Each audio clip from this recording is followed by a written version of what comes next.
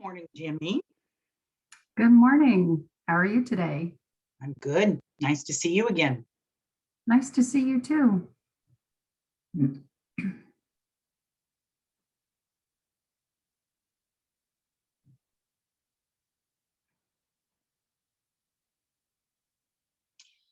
We need to have a class reunion someplace where we can actually see each other in person, you know? That would be fun. Yeah, I sorely miss the networking opportunities that, brings people together that don't ordinarily have a chance to come together. Well, and brokers, we don't have a lot of chance to come together unless something ugly is happening. And it's nice to have a chance to get together when something is not a problem, just to network and help each other out. I think that's great. Yes, I 100% agree with that. And in smaller communities, you do tend to know each other a little more than in the large cities. Oh, I think we do an okay job here. I think what we do in the bigger cities is we make friends with other brokers, and then like you guys do too. And then, I know I have at least 5 people I call on a regular basis. We just support each other, because if you don't, then how do you do this job? Yes. Where are you at, Leslie? Remax in Hillsborough. But I've only been there 4 months. So I've worked at Keller Williams for 12 or 13 years, and I ran my own firm, and I took a term through the low cost model industry. So I've got a little bit of experience, some different places.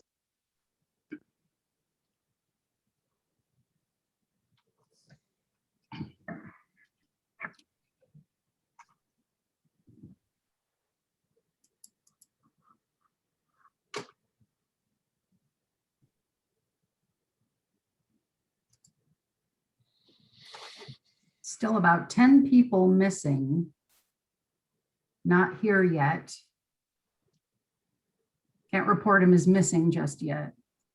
We'll wait a little longer, a couple more minutes. Remind me where you're at, Jimmy. I forgot. I'm in Tigard. I live in Tigard. Okay. So I have a huge footprint, though. I belong to WVMLS, so I go to Salem and Corvallis. My husband has some friends in Corvallis where he grew up. And I'm licensed in Washington. And so I do a lot in Vancouver, and I go all the way to the King County line. I lived and worked in the Tacoma, Pierce County area for 8 years before moving to Oregon 8 years ago. Wow, I'll tell you, Vancouver and that Southwest Washington region is, we're on fire down here, but their prices are a little more reasonable, and they have space and land. I've got a couple good friends working up there, and they're just selling the lights out. Yeah, lots of new construction going on up there, and the price point is a little bit better. And when people realize they can give themselves a raise with the no state income tax in Washington, that's a draw. If they work in Oregon, though, they'll pay a non-resident tax, but it's less. So yeah, it's, if you can deal with the traffic or work remotely, it's a nice option. Yeah, I think the prevalence of remote work during COVID has really opened up their market to a much wider buyer group than they ever had previously. Definitely. And I'm seeing more and more people, even from Portland, venturing to Woodburn or out to Molalla. Really, it depends on the internet service and speed, though, for most people. And yeah, because satellite internet's not really dependable, is it? That's what I hear across the board when I teach in those communities, or I visit with an agent, in another smaller community. Broadband is a huge issue for some of them. It is, and weather plays a factor for satellite. So yeah, it's I think that definitely investing in infrastructure with cable internet or fiber optics in the rural communities is going to be a big deal over the next 10 years. Okay, 9:02. Still a few people haven't shown up yet, but we're going to get started. So welcome to day 4 of Principal Broker Academy. This is all about management and leadership strategies, and who do you want on your team, and how to, some tips on interviewing and making sure you've got the right people on your team. And we're going to do a fun activity right out of the gate. So let's get started. Today's focus is fine-tuning your coaching, communication, and conflict management skills. We're going to take a strategic outlook on rapidly shifting attitudes, loyalties, and expectations that need to be met with a solid business plan that you get to develop. In this session, we'll identify issues and opportunities as you design strategic action steps to take your brokerage to the next level. The way you communicate matters, because it's important to know if you are leading from the huddle or directing from the sidelines. There's a difference. And you'll need to be unflinching in the way you evaluate your business status and reputation, and find ways to empower your team, identify problem areas, and utilize a decision-making process that's flexible and rational. So get ready to be inspired and motivated to explore business-enhancing practices to reach your brokerage goals. So our session objectives, they are on page 3 of your workbook. Did everybody print that 55-page workbook for day 4? This is the one workbook that there are a lot of things in it that you're going to need. So I had created a print packet, but it's also 25 pages. So you might as well have just printed the whole thing. So if you haven't done that, do it, because you're going to need some of those workbook pages. That's why it's called a workbook. So we're going to define the elements of your management role and how they tie into effective leadership characteristics. This is all on page 3, by the way. Apply techniques of effective communication to ensure clarity and accuracy when engaging with brokers, staff, and the public. Define the elements of a healthy and thriving corporate culture and incorporate actions to achieve that status in a brokerage. Gain insight into how human beings make assumptions about the information they have heard or seen based upon how they view the world, and acknowledge that without enough information. We're going to design performance plans for brokers and staff with clear directions and built with realistic goals and objectives in mind. Identify tasks versus strategies and utilize specific goals to attain real estate career success. And incorporate mind mapping processes into situational analysis efforts to problem solve business issues. And apply the fundamentals of business planning and the establishing of objectives that will grow a business and be consistent with the business's identity. Create an effective business strategy incorporating objectives and action plans to ensure profitability. Design a well thought out and step-by-step business plan that incorporates big picture strategies with measured tasks calibrated for successful implementation of the plan. And finally, we'll talk about establishing a budget that will help you ensure profitability, because that's really the main reason, right? The bottom line as to why you want to open your firm or be a principal broker with the expectation of maybe opening a firm later or building a team.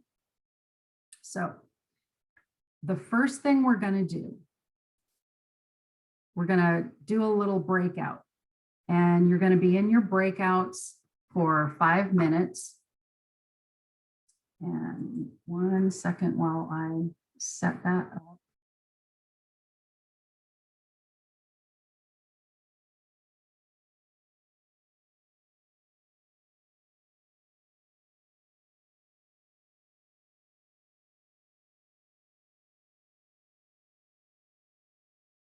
Okay, so you can see the screen. Your situation is the zombie apocalypse is coming.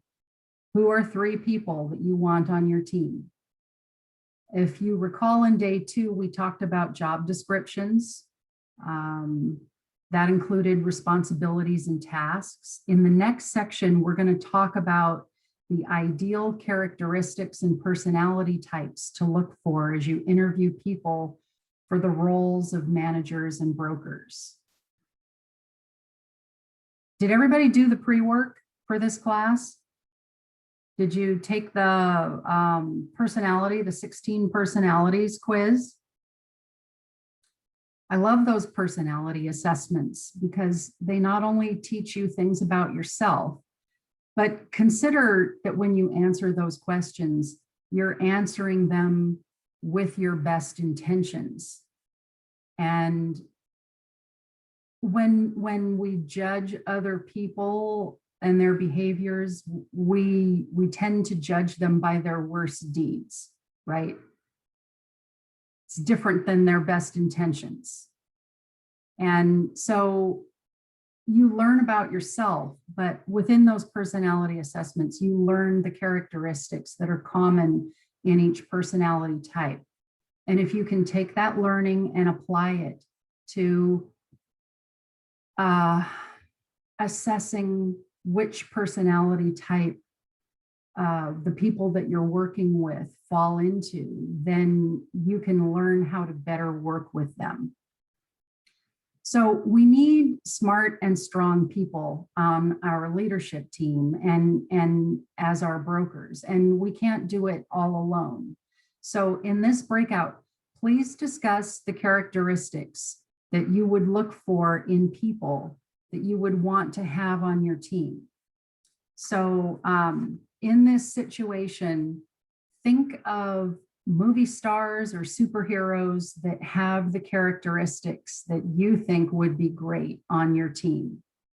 Okay, so we're going to be in the breakouts for 5 minutes, and there's going to be 4 or 5 of you per room. And then we'll come back and briefly report our findings. So ready, set, go.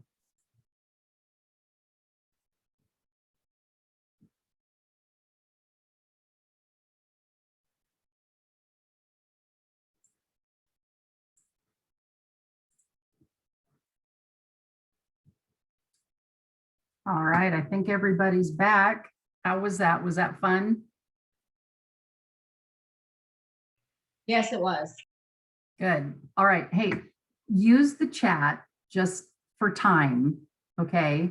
And type in there some of the movie stars or superheroes and the characteristic that they had that made you want them on your team.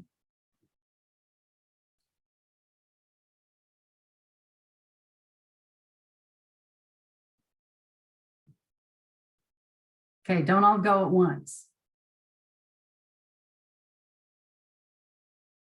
Bruce Willis. Need a great handyman. Wonder Woman. Boy, everybody liked Bruce Willis. Die Hard. Tom Cruise never stops running.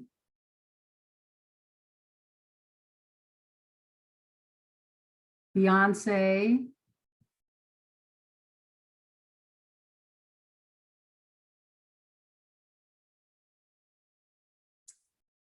Morgan Freeman is a good communicator. Wow, Bruce Willis, diehard character, professional, negotiator, loyal, and a drinking problem. That goes along with being a realtor for a lot of us. The Rock. Bob Villa.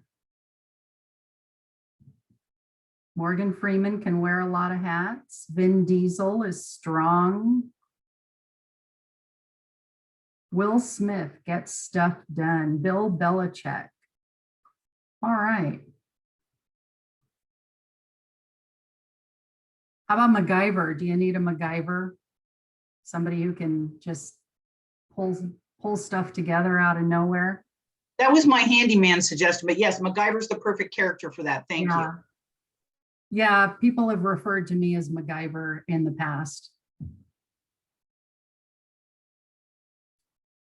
And a young techie person. Yeah, there's not a really good celebrity for that. All right, what else came up for you on this little exercise? Anything? What did it made you think about?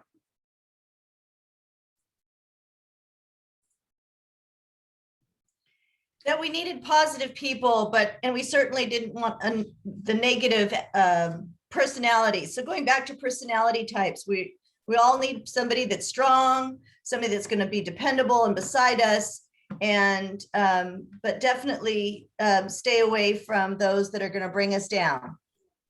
Yes, and you know, that's hard to identify in a 1 hour meeting with a person who comes to you. If you're talking about, you know, having people on your team that are already producing brokers, then you know what their reputation is. You may have done a cross sale with them. That may be what has put you two together. But yeah, the new brokers, they're kind of hard to size up in a short interview, and you don't have a whole lot of time to get to know them before they want to sign up with you. So it's good to bring them in. If you can get a hold of new brokers before they've even started school, that to me is ideal. I start acclimating them to the office right away. I invite them to meetings and trainings while they're in the pre-licensing course, and get them acclimated to real estate office life, and they start building relationships. But on your leadership team, if you're going to have a team like that, then that's a little different. You want to really get to know people before you're inviting them to come and be part of your team. Oh, Brad Pitt, because we need a cutie. Good one. And Cheryl says loyalty and image. Yes, image is super important. So thank you, Matt, for bringing that one up, because someone's reputation, when you bring them onto your team, their reputation comes with. So you got to pick carefully. Okay, so let's get my technology working again. The principal broker management role. We're going to spend about 60 minutes in this section. And in the pre-work, I just want to touch on, in the pre-work workbook packet on page 6, there is a list, a sheet on perspectives on behaviors. And I really like this page because, as it says, our ability to manage others often depends upon how we feel about their behavior, not necessarily the individual themselves. You can like a person and not like how they behave or how they react in some situations. And there are some examples of behaviors that you'll see demonstrated by your staff, your brokers, and customers as well. And I'll talk about some of these characteristics as we go through the course today. The informal leader, they're fun. Someone who's dominating and bullying, aggressive and challenging behavior. The second guesser, you can tell them the answer, but they'll go and talk to somebody else or make a phone call, and you'll see them doing it. And it's like, really, I just told you the answer. People will throw out ideas with no substance behind it and no intention of doing any work. That happens on volunteer committees all the time. You need worker bees as much as visionaries. You're the visionary in this scenario. There are personality types that need to be led, that should not be leaders. And that's okay. But you need people who know what to do when their task is finished also. So if they need to have their hands held too much, they will suck the life out of you. Moody people are always trouble. There's always a gossip in every office, or a sneaky person, an individual who just can't help themselves, but to try to bring other people down to raise themselves up. There's the complainers. Every office has a complainer. And then there are always those people who are on their own island, somebody that's totally disengaged from day-to-day activities of the organization. They often have poor social skills, but they may have good administrative skills, and they may make a better transaction coordinator. So you need to find the right position for that type of person. All right. So thanks for participating in that. That's a fun one. So thinking about characteristics for a minute, what characteristics do you think that brokers most desire from their principal broker?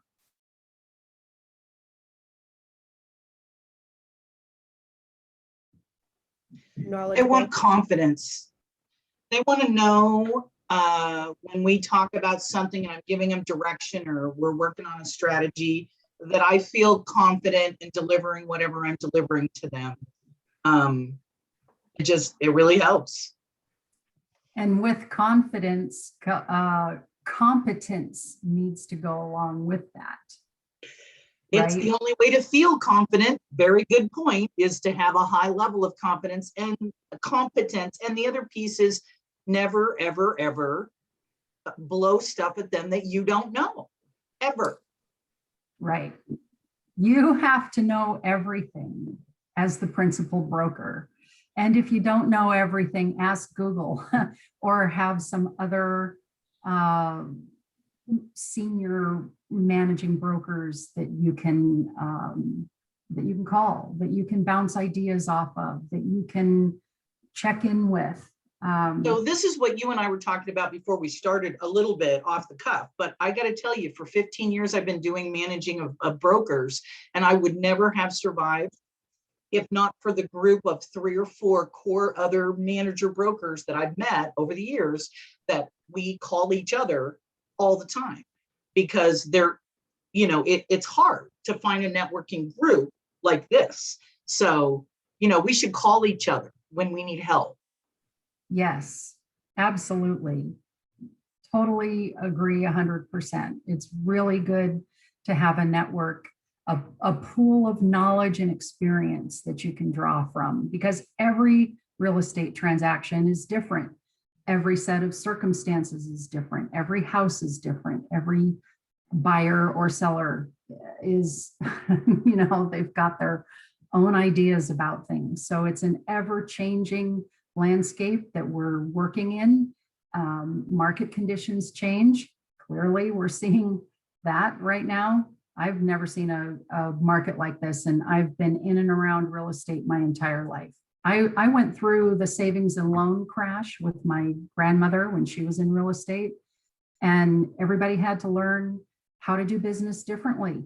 And they learned how to assume loans and get a second mortgage to pay off the seller for the equity difference when rates skyrocketed to 18%.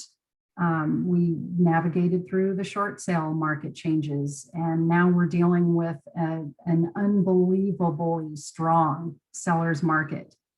and low inventory. And we've got to be agile and adaptable. What else? What other engaged, consistent, very good. What other characteristics are we looking for? Fearless, not afraid to Fearless. do what needs to be done. Very Pursue- good. Good. Love that one. I think a good listener Good is also listener. really important. Yeah, I was just gonna say somebody they feel like they can confide in. Yes.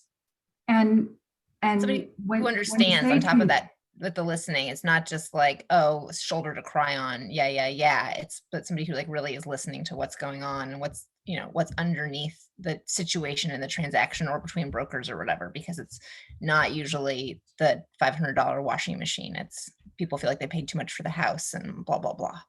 Yeah. And with that confiding in, you've got to also be trustworthy and closed-mouthed, right? Can't broadcast information that people tell you. How about having an excellent knowledge of laws and rules? Contract knowledge. Yeah, I just wanted to say, you know, I've had 4, I think, 5, and they have to prove themselves. I mean, I wouldn't go there. And that's the only reason I chose the offices I've chosen is because of the principal brokers and their track record and how they've proven themselves.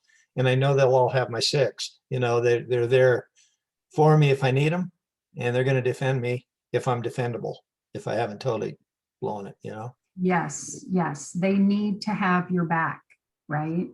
And they need to demonstrate that and make you feel that they are your advocate, that they care about you, that they have a sense of fairness also.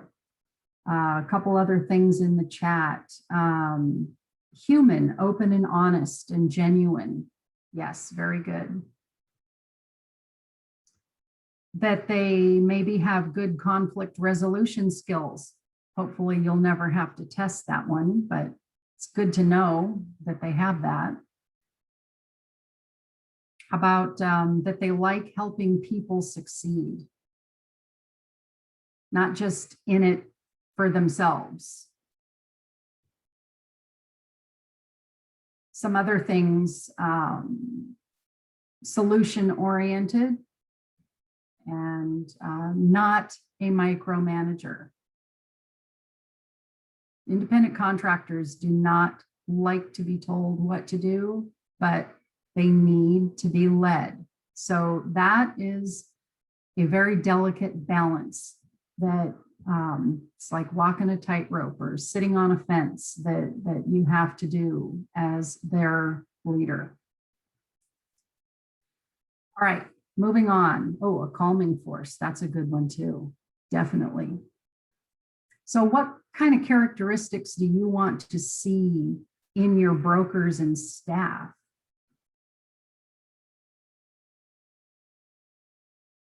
And remember that in the job descriptions, we talked about responsibilities and tasks.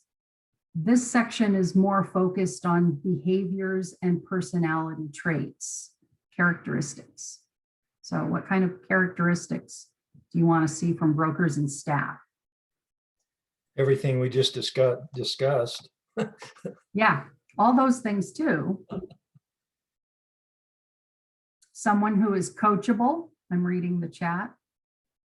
Money makers, able to hold boundaries, team players, motivated, have integrity, have an upbeat personality, coachable, driven to succeed, follows the rules, risk takers and willing to learn not to trigger problems. Oh my gosh, have you ever had a cross sale with an agent who has the Munchausen by proxy syndrome, who creates situations so that then she can swoop in and save the day and be a hero to her clients? It's unreal. I've encountered about 4 people in my time as a realtor who do that. They create these problems and then they come up with these outrageous solutions. And it's really hard to recognize what they're doing at first, but it's like they're the ones poisoning the deal. And then they save it. And I'm like, why are you even doing this stuff? So back to your characteristics, an educator, yes. Why do you need brokers? I understand you need staff to be able to train, or go through orientations and answer questions for your brokers when you're absent, or for more lower level administrative tasks. But why do you need brokers to be good educators? Why do you think? They're going to be mentoring your new people. Yes, very good. You need mentors to help so that you can delegate some of your workload to the mentors to help train new brokers. And you need people on the bench, maybe to step into an assistant manager or even a general manager role as your brokerage increases in size. So yeah, having good educators and also for educating their clients, yes. Someone who fits the team or the brokerage core values. That's really important. You need people who are competent and cheerful and self-starters. They are accountable for building their own business. They have a respectful attitude towards authority, have good communication skills, confidence, but not arrogance. There is a fine line between those two. And when people step over into arrogance, that's a huge, that can become a problem for you.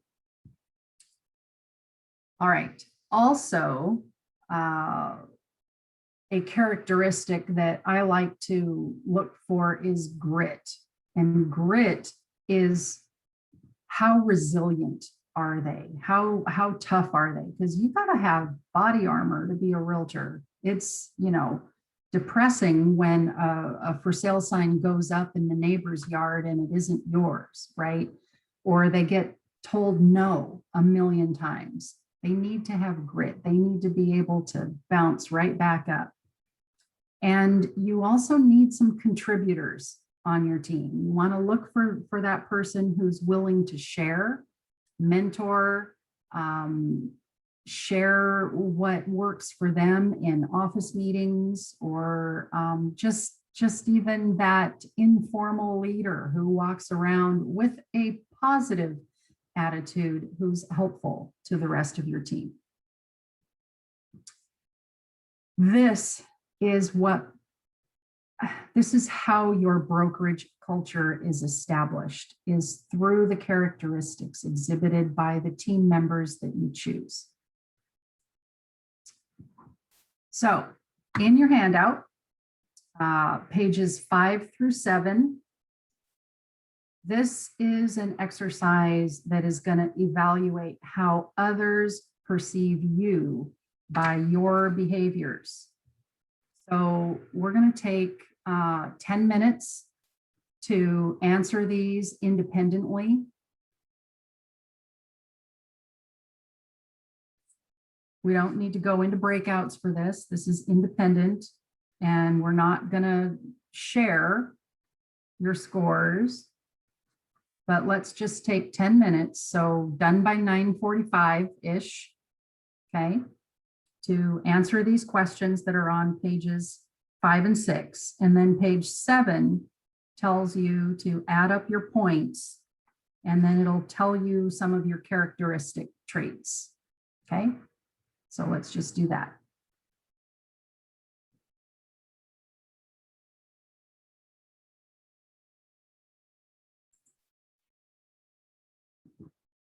You close to being done?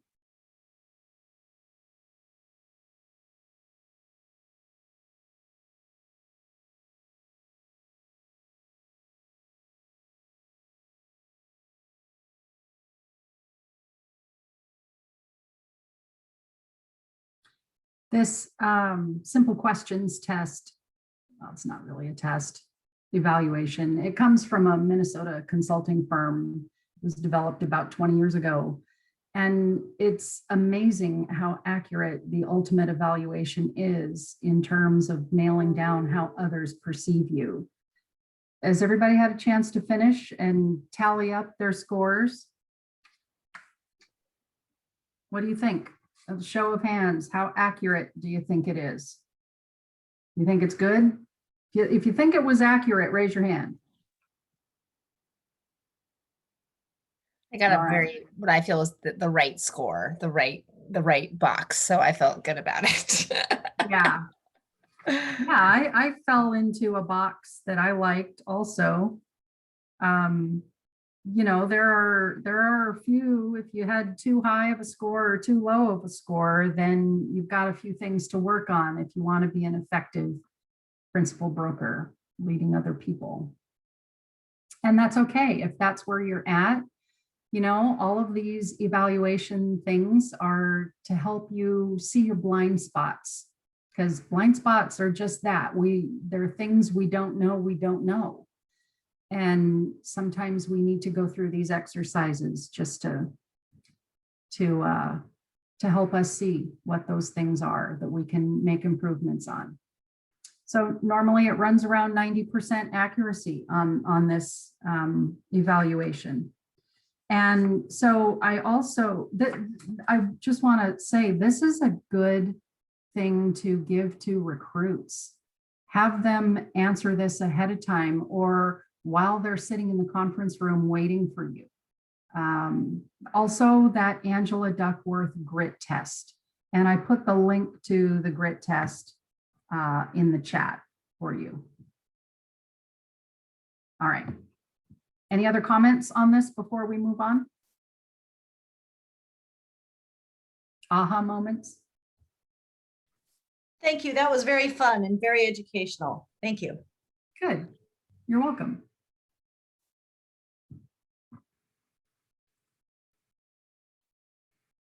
Okay, now shift over to skills. And I know we talked about this a little bit in day 2 also, but the handout page 8, just think back to day 2 where we identified responsibilities and tasks. Skills are different. So what are the top 3 skills do you think that a principal broker should have?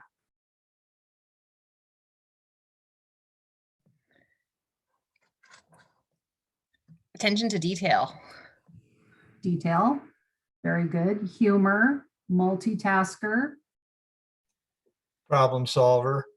problem solver, organizational skills, Communicating. coaching skills, communication skills, probably the top thing would be communication skills, in my opinion. Although we're not attorneys, being able to think like an attorney. Yes, and having knowledge of the contracts, laws, and rules, and all the gray areas that exist within those. Thinking like an attorney, very good. Okay. Top 3 reasons why you want to be in a management position. Go.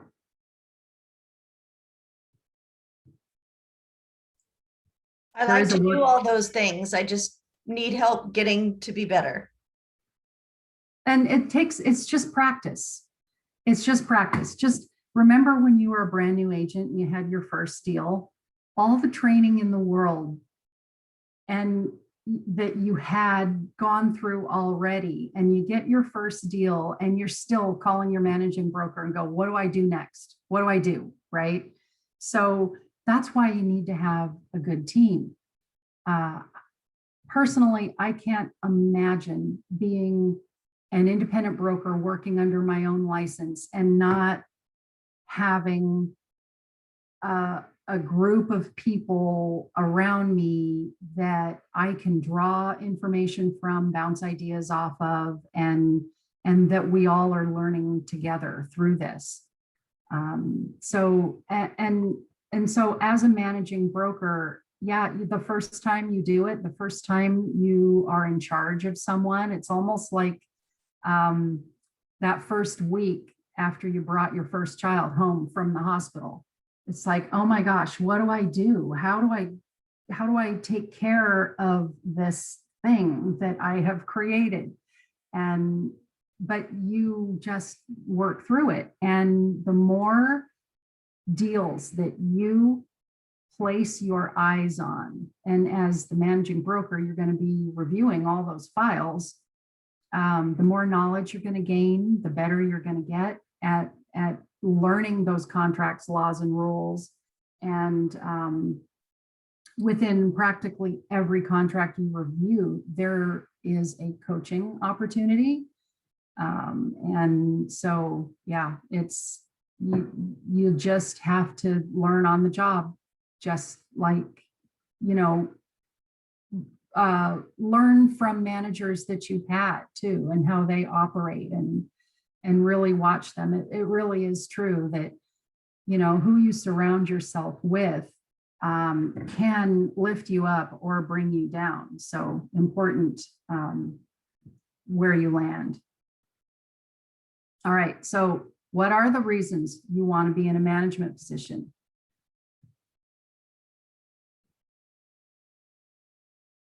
Help others, because you're a control freak. Stubborn, think you can do it better. Be your own boss, create your own culture within your office. All those reasons. So page 8 also has identifying the characteristics of your team. If you already have a team, that's what this little analysis is about, to just analyze your brokerage and your team members. It's not really anything we're going to share in class today. It's all part of working towards a strategic strategy. I don't know, that sounds redundant, but it's what my brain's coming up with today. It's the SWOT analysis, the strengths, weaknesses, opportunities, and threats.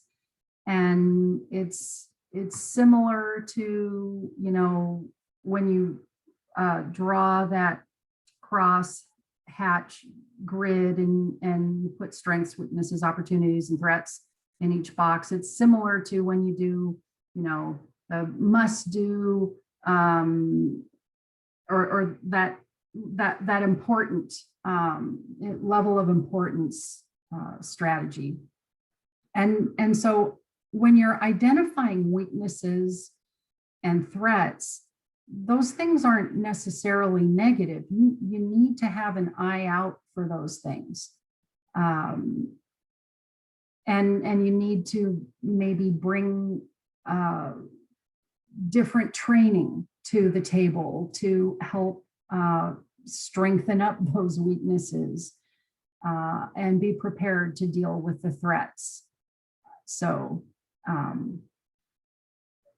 take your time and do this offline, and just if you've already working as a managing broker with your own company, then identify the characteristics of your team and see. This will help you to see what maybe you need to add. Okay. So informal leaders. The characteristics of informal leaders. Informal leaders, they always rise in any group. Leaders just naturally come up for you. You'll see who they are. And sometimes they can be super, super helpful to you, and other times they can break your company. So informal leaders have a power that you don't have, and you need to be able to acknowledge what's happening within your organization. It's hard to establish a company culture when the informal leaders are acting in direct contradiction to the principal broker. So one of the companies that I worked for had one of these informal leaders. He would walk around from office to office every day. He was one of the regulars. He showed up every single day. He walked around the office giving advice, taking the temperature of the office. He would come back to me and tell me he took the temperature of the office and here's how people are feeling. And he had never sold a stick of real estate in his career. He was an older gentleman. He had been in the military. He had had a civilian job after that he retired from, and real estate was really his retirement career. It's, I think, what his wife encouraged him to do to get him out of the house and out of her hair. And he wasn't really a negative force in the office. But we did end up moving him on, mainly because he wasn't selling anything. He just really was interested in all the water cooler conversations. But again, you need to address whether these people are a positive or a negative force, what makes them an informal leader, and the characteristics I mentioned earlier will help you identify that. And whether or not they respect your position, that is the most important part of the informal leader. But if you've got an informal leader that's respecting your position and is on your team and 100% for everything that you do, that has influence over everyone else in your firm. And they are invaluable if they're working in concert with you. So try and find those people to add to your team if you don't have them or one like that already. So the path to leadership, these are the common elements of leadership. And so expectations, having a value system, having a belief structure, steering your own ship. Leaders are accountable to see the big picture in terms of the marketplace and your firm's position within that market. And so you have to be visionary also in thinking about what could be. And really important is that culture development and sticking to it. And you also want to think about the difference between being a leader and being a boss. And I'm going to show you a graphic next. Leaders help motivate people and bosses micromanage. So setting expectations reinforces a leader's personal strength. And this is, oh, sorry. My mouse is going crazy. This is the graphic. The laws of physics tell us that it's easier to pull than to push. And the traditional management role in the past has been that of having a boss who is directing people to do things. And a leader leads by example and is in there in the trenches, pulling along with everyone else. And that gives people a greater sense of fairness from their manager. So if you're stuck on calling yourself a manager, why don't you shift that to leader?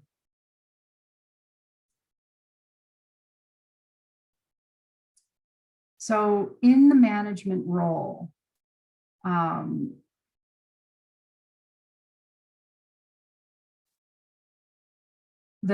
need to have a clarity of purpose. Does everybody get that? What is your purpose? Why are you doing this? You need to establish strategic, measurable, and attainable goals for your firm and set those same expectations for your team. You need to utilize the resources that you have through effective delegation, whether that's delegating certain things to your staff, like orientation of a new broker. It doesn't have to fall all on your shoulders unless you don't have a staff yet. Then you are wearing all the hats. Remember the CEO and the janitor of your firm. If you're going to bring on others, though, you're going to need some help. Otherwise, yes, you may make some money from that broker on your team, but you're adding to your workload immensely. So having an assistant, an administrative assistant, is really, it's worth it. Trust me, it's worth it. You don't want to try to do everything. You can't. You'll burn yourself out and you'll never have vacation time. It's nuts. You want to incorporate performance management strategies into your day-to-day activities. And we're going to talk more about performance evaluations and performance management, even of brokers later on. And you need to have really, really good documentation skills. I cannot stress this enough. Whoever has to go before a judge, sorry, my mouse is wonky today.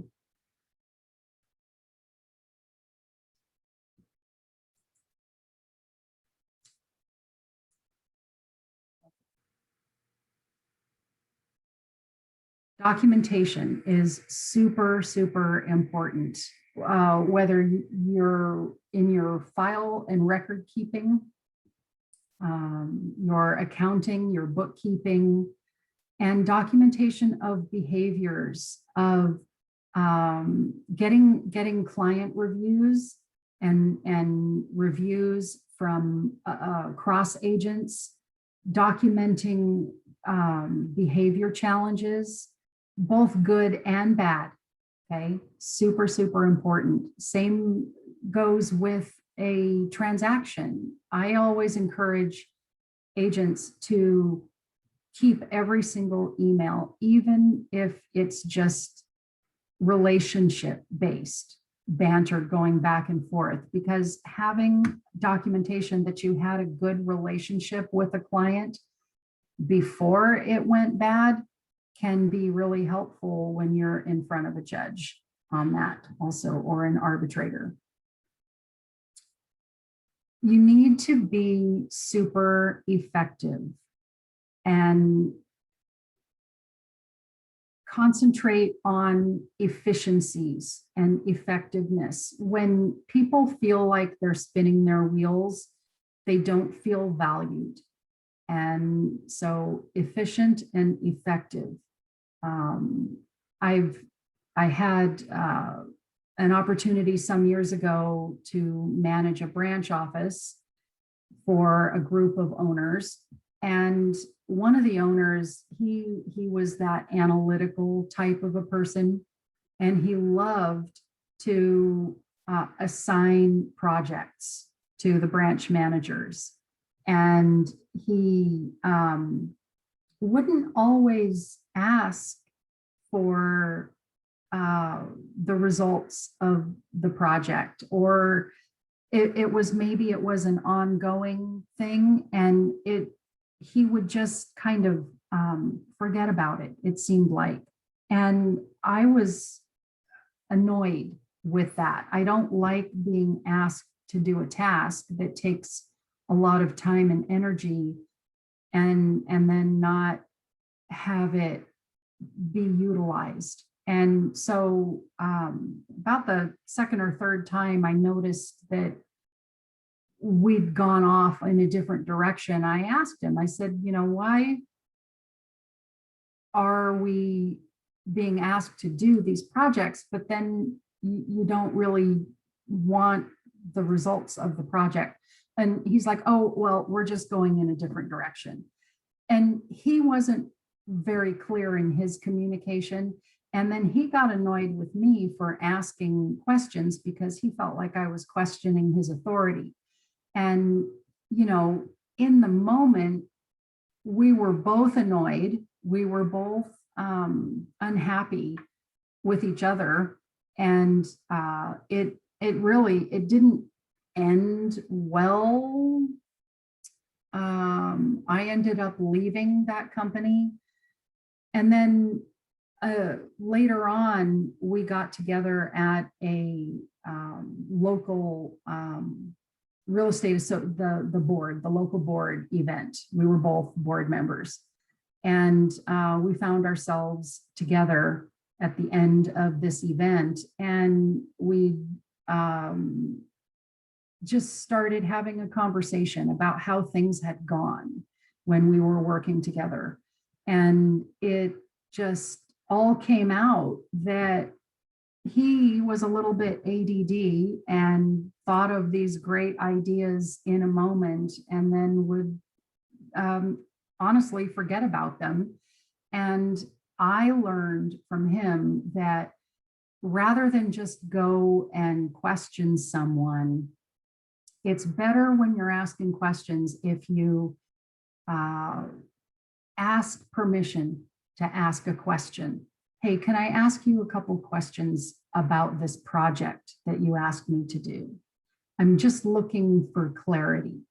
And when you preface a question like that, then you're not putting the other person on the defensive. You're coming from a position of curiosity instead of being adversarial. And I learned that, and I thanked him for that and for getting clear on what had happened between us. And, you know, we ended up going away happy, and we're friends to this day on a much better level than how we left it prior to that conversation. So be efficient, but be effective. And if you assign somebody a task, follow up with them, talk about it, thank them. Just don't just assign busy work just because you're having a moment, okay? Really think through, is this something that is efficient, and is it going to be effective, and do I really need it, and is it worth this person's time and efforts to do that? And remember that profitability is the key. When we're working with people, sometimes it's hard to say no. I think saying no is one of the hardest things that I've had to learn. And I'm at an age now where no is easy, but for many, many years, I couldn't say no. And most people can't say no. They have a hard time with saying no. And so when you're in that management role and someone comes and asks you for a favor, or, hey, I'm a little short, can you pay my PMAR dues this year and I'll pay you back out of my next commission? You know what? You've got to make those judgment calls, and you've got to remember that profitability is the key. And if you've got someone that is not producing and sucking up resources, then you may need to learn how to help them move on. And you can't ever burn any bridges in this industry. The real estate community, even in the big cities, it's not big enough that you can make enemies. It's part of your reputation. It'll get out there and it will affect your bottom line and profitability. And having good intuition to know when to change direction, that's super important also. Having a solid business plan for your firm, and we're going to talk more about the steps of that later. You should check in on those business plans every 90 days. And I think I mentioned in day 2, the 12-week year and the philosophy in having a business plan that is a quarter long rather than an entire year long, so that you can check in on it and adjust your course if necessary. Because, and I use the example of NASA sending a rocket to the moon or to Pluto. Let's just go all the way to Pluto. It's going to take years to get there. And our planet is moving, Pluto is moving, and NASA has to check in on the trajectory constantly and adjust course for outside things that knock the little spaceship off course, like solar winds or debris fields or whatever. So working your business plan in more of a quarterly fashion is super helpful. And again, knowing when to stop doing something, that's just as important as considering to implement something new. Any comments or questions on this before we move on?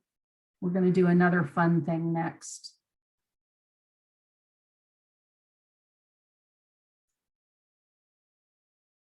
Okay. So I don't think your workbook has the story in it. Let me see.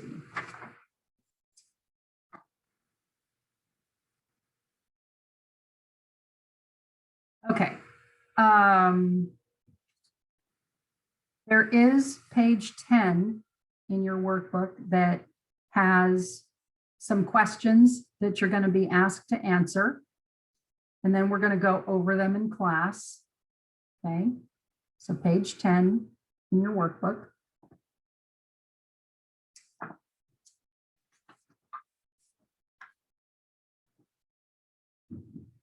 So in this story, this is going to test your recall skills and your listening skills. So witnesses to a car accident often have different recollections as to what they saw. And if you can imagine a car accident in an intersection and there's 4 people and they're each standing on one of the 4 corners, they each have a different perspective as to what they are seeing. And when the police come and ask for their eyewitness testimony, they'll each give a different statement based on their perspective. Okay, so this is similar to that. Or another example is, have you ever stopped to ask for directions with a spouse or friend in the car? And then when you get back in the car and you try to follow the instructions that you both heard, for some reason, you interpret things a little bit differently. This is a very common situation. My husband and I have different communication skills. And when I say something in a particular fashion or choose certain words, he perceives it differently than what I intended. So we have learned to get clarity from each other and not let it descend into anger. And that communication is humans' biggest failure, in my opinion, because particularly the English language, words have different meanings when they're in different contexts. And I mentioned this, well, I don't remember which class it is, but when, like, for instance, if you use the word China without any context, you don't know if I'm talking about a country or a teacup. So think about how you communicate and the words that you choose. And some communications courses are excellent if you can find some to take. So what's going to happen is I'm going to go to the next slide and I'm going to read the story, and then I'm going to leave it on the screen for 15 seconds, and then I'm going to turn it off. I'm going to turn the screen off. And then I want you to go to page 10 and fill in the answers to those questions as best you can remember or interpret what you saw and heard, okay? So I'm going to read the story and then you're going to answer the questions. Are you ready? Everybody ready? Okay. A businessman had just turned off the lights in the shop when a man appeared and demanded money. The owner opened a cash register. The contents of the cash register were scooped up and the man sped away. A member of the police force was promptly notified.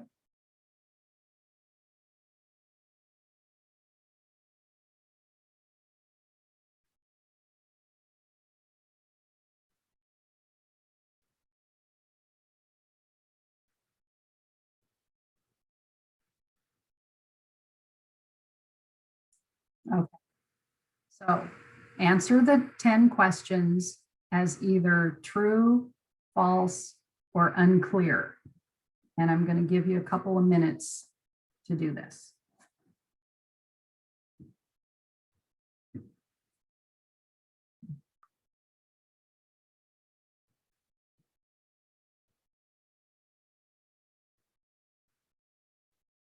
How are we doing? We ready? Okay.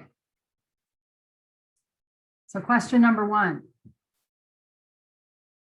A man appeared after the owner had turned off his store lights. True, false, or unclear? Unclear. Unclear. The story says a businessman had just turned off the lights in the shop. You can't guarantee that that businessman is the owner.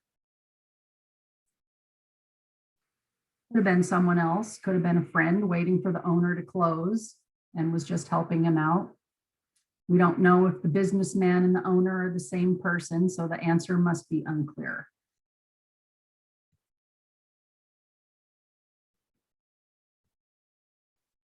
Okay, next question. Robber was a man. True, false, or unclear?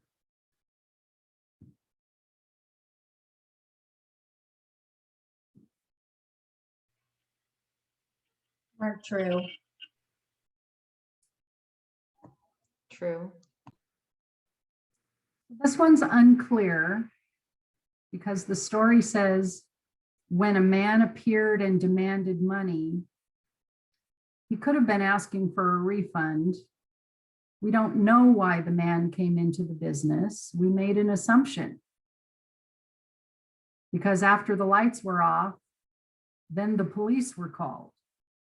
But the man could have come in just to ask for a refund. We technically don't know why the police were called. We saw several sentences, but they didn't necessarily have to be related. Question number 3. The man did not demand money. False. Yep, that one's false. The man did demand money. Next question. The man who opened the cash register was the owner. Unclear. Unclear. Good. The story says the owner opened the cash register. How do we know the owner is a man? We don't know who opened the cash register. It just says the cash register was opened.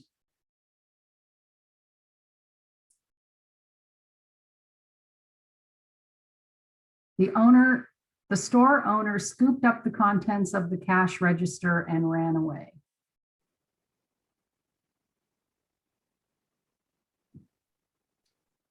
The store owner scooped up the contents of the cash register and ran away. Unclear. Yep, unclear. The story says the contents of the cash register were scooped up. It does not indicate who scooped it up.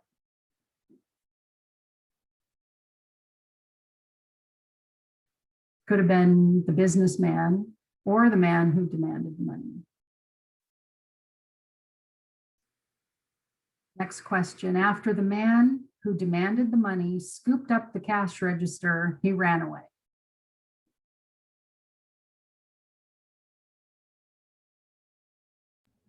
False. Yeah, that one's false. The story says the contents of the cash register were scooped up, not the cash register itself. While the cash register contained money, the story does not say how much. True. I said false. Oh, it's a little unclear. Money was never mentioned. In fact, we have no idea what was in the cash register. It's an assumption, even though what else goes in cash registers except cash? Checks, nothing else, coupons.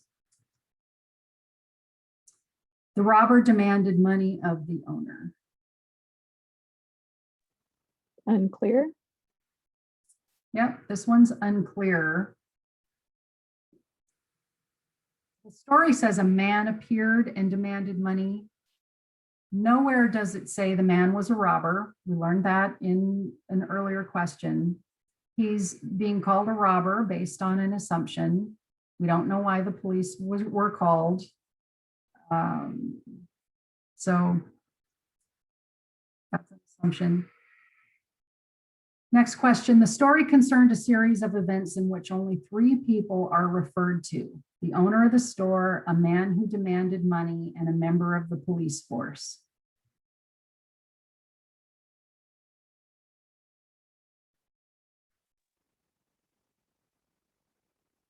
I said unclear. Yeah, unclear was a pretty safe bet in most of these questions. This one actually could be false or unclear. Either answer works here. There were specifically 4 people referred to in the story: the businessman, a person who demanded money, the owner of the store, and the police. But the businessman and the owner could have been the same person.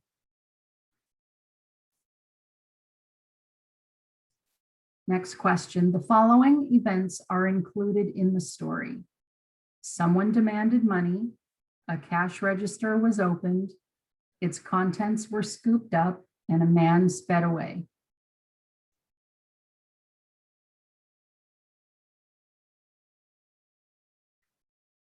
This one's true. Okay, so on ours, it says a man sped out of the store. So I said unclear because it didn't say he was ever in the store. Your workbook has the story in it? No, the question says, and a man sped out of the store. But in the actual story, didn't it say a man sped away? It didn't say he was in the store. It did say a man sped away. So I said unclear. Oh, I see. You're right. You're right. It does say sped out of the store. So good job being detail oriented.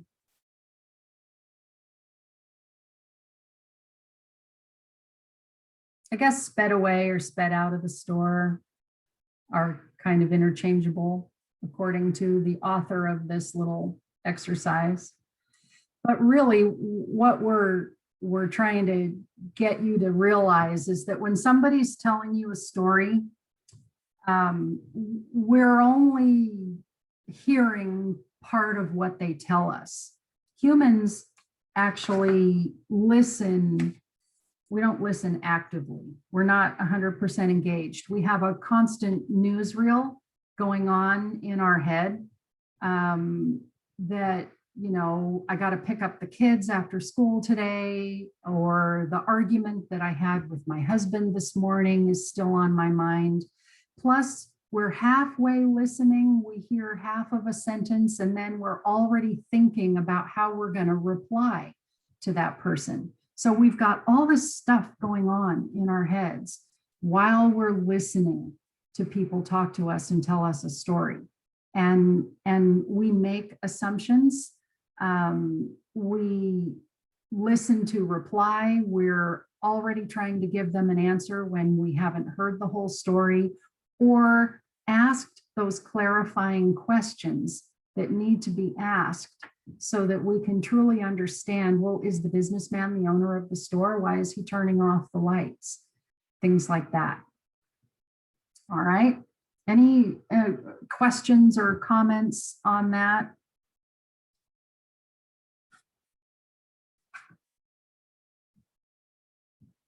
Okay, it is almost 10:30 and we are doing really good on time.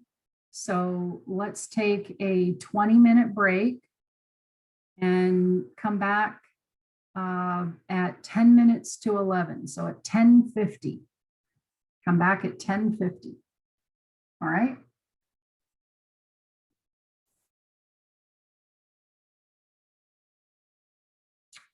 Okay, let's get started again. Give it another minute or so.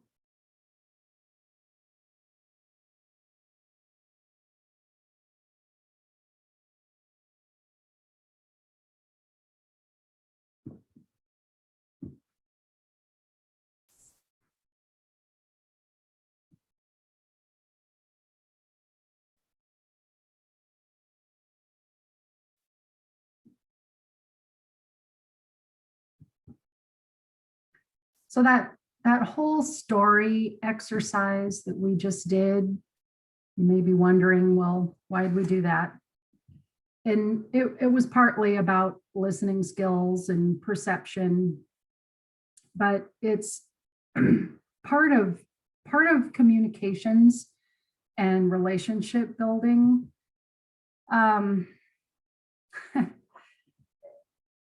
Misperceptions, inappropriate emotional responses, these things are part of our communications, and communications and relationships all are entwined together. And misperceptions come up due to prejudgments, expectations, defenses, false attributions. We don't always perceive accurately what happened or why it happened, and we often make up things around why something happened. And because of misperceptions of what happened or why it happened, we allow ourselves to respond emotionally to our interpretation without being aware that it's based in incorrect data. And then rational analysis and judgment based on incorrect data, once we accept our observation and emotional response as correct, then we can reason appropriately, but still come out with the wrong conclusion if the input was incorrect. And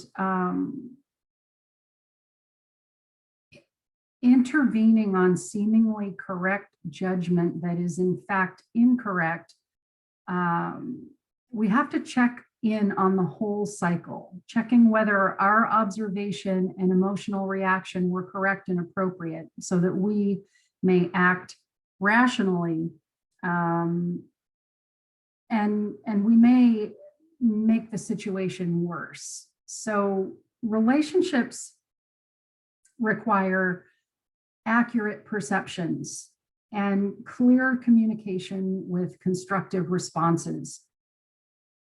Relationships require appropriate emotions, and we're all human. We're all gonna mess this stuff up. again, I mentioned that newsreel we have going on inside of our own heads all the time that is constantly interfering with the information that's trying to get through to us.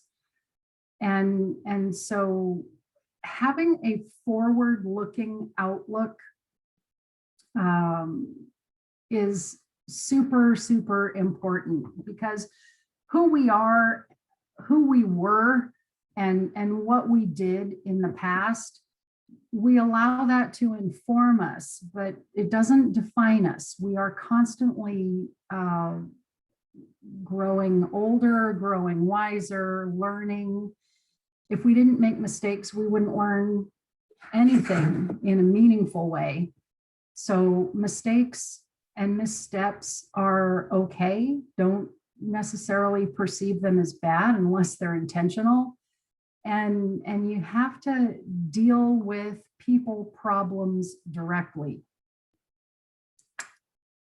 And what does that mean? Dealing with people problems directly. What do you think that means?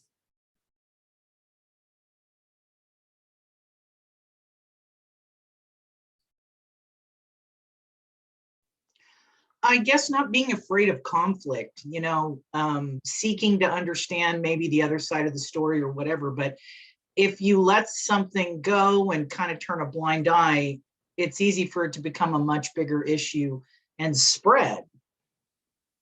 Sure. If you leave something to fester, it's, things sometimes dampen down and get swept under the rug, but they don't necessarily go away. They're still there, and they're unresolved issues, and they can continue to get bigger in the people's minds of the people that were involved.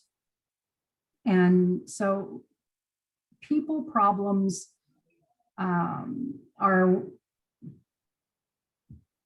sometimes, this is what's really hard about being the managing broker, is you have relationships with all of your agents, and they'll use that relationship to try and get you to see it their way, to make special favors.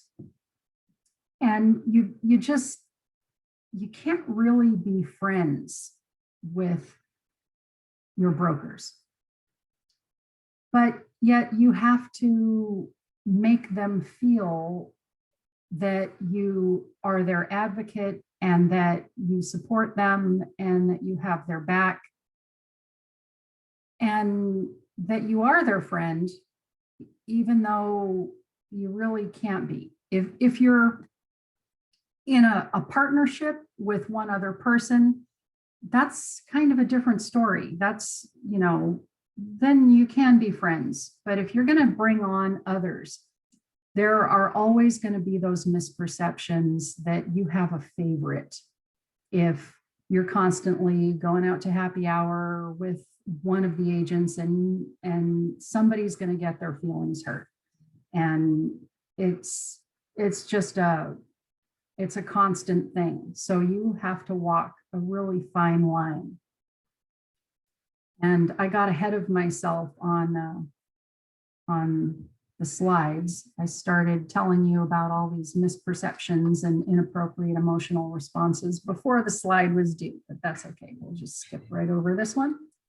I think the other issue that you were talking about is confronting things directly, is not going around and going about it without going directly to the person. Oh yeah, talking to other people and trying to get buy-in before you confront the problem. Yes. So yep, back to dealing with those people problems directly. You can't talk to other brokers about a situation that does not involve them. If it involves Susie Jones over here, don't go talking to John Smith over here about what Susie did, unless John Smith is involved. You just, that's not good relationship management within the office at all. And if there are multiple people involved, I love to just get everybody in a room together, sitting around a table, and we have a round table discussion.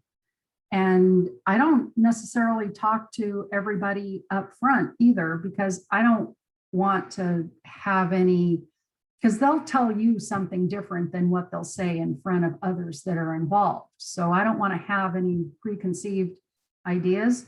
I catch wind of something going on that involves multiple people in my office, and we're going to all get together and sit down at a table, and we're going to deal with it directly, and we're going to work it all out together. And I'm not going to play the he said, she said nonsense, or the telephone game where they all tell you something different. It's just, you've got to deal with these situations head on as they come out. Any other comments on, we're going to talk more about communications and relationship building. And meetings are a great place for relationship building among the brokers and the staff and the management. In-person meetings. People will show up early to network, especially if you provide food. It's funny how realtors are motivated by snacks and wine and things like that to get them in. But whatever you have to do to get them in, if you're going to be a brick and mortar kind of an office, if you're going to be a remote type of office, then this is a little harder. The relationship building is hard. And we've all had to learn this since we've been quarantined with the pandemic, because everything is now online. And relationship building is much, much different. And as the managing broker, you have to be the one to reach out. You can't wait for your brokers to reach out to you. You have to be checking in on them constantly. You have to be the one making the phone calls, sending the emails, setting up the meetings, setting up coaching sessions, training sessions, reaching out to them, and being the one that is the catalyst for the relationship building, because it's super hard to build culture without this. And culture is a big, big part of who your office, or what your office identity is. And it affects your ability to recruit, your ability to attract customers and clients. It's all entwined, and culture, it's been a buzzword for the last 20 years in offices. It's a super hard thing to articulate because it's a feeling, it's how things feel, just like relationships. It's how you feel about people, and building those relationships and your office culture, it's all entwined. So when you're working on meetings need to be set for a specific reason. It's not just to get people into the office, okay? Don't waste their time. Don't just do meetings just for that relationship building. People won't necessarily see value in that. They want substance in your meetings. So set an agenda and send that out ahead of time with just some bullet points so that people know what the meeting's going to be about, what their time is going to be used for, and hopefully you're working in issues that maybe you're trying to have the group help you resolve, or you're creating new opportunities, you're delivering information that is timely and relevant and market driven. and helpful to your agents. And remember that your agents are your internal clients. They are what fuel and drive the bottom line of your firm, and you need them. And so don't waste their time. They will not appreciate that in any way, shape, or form.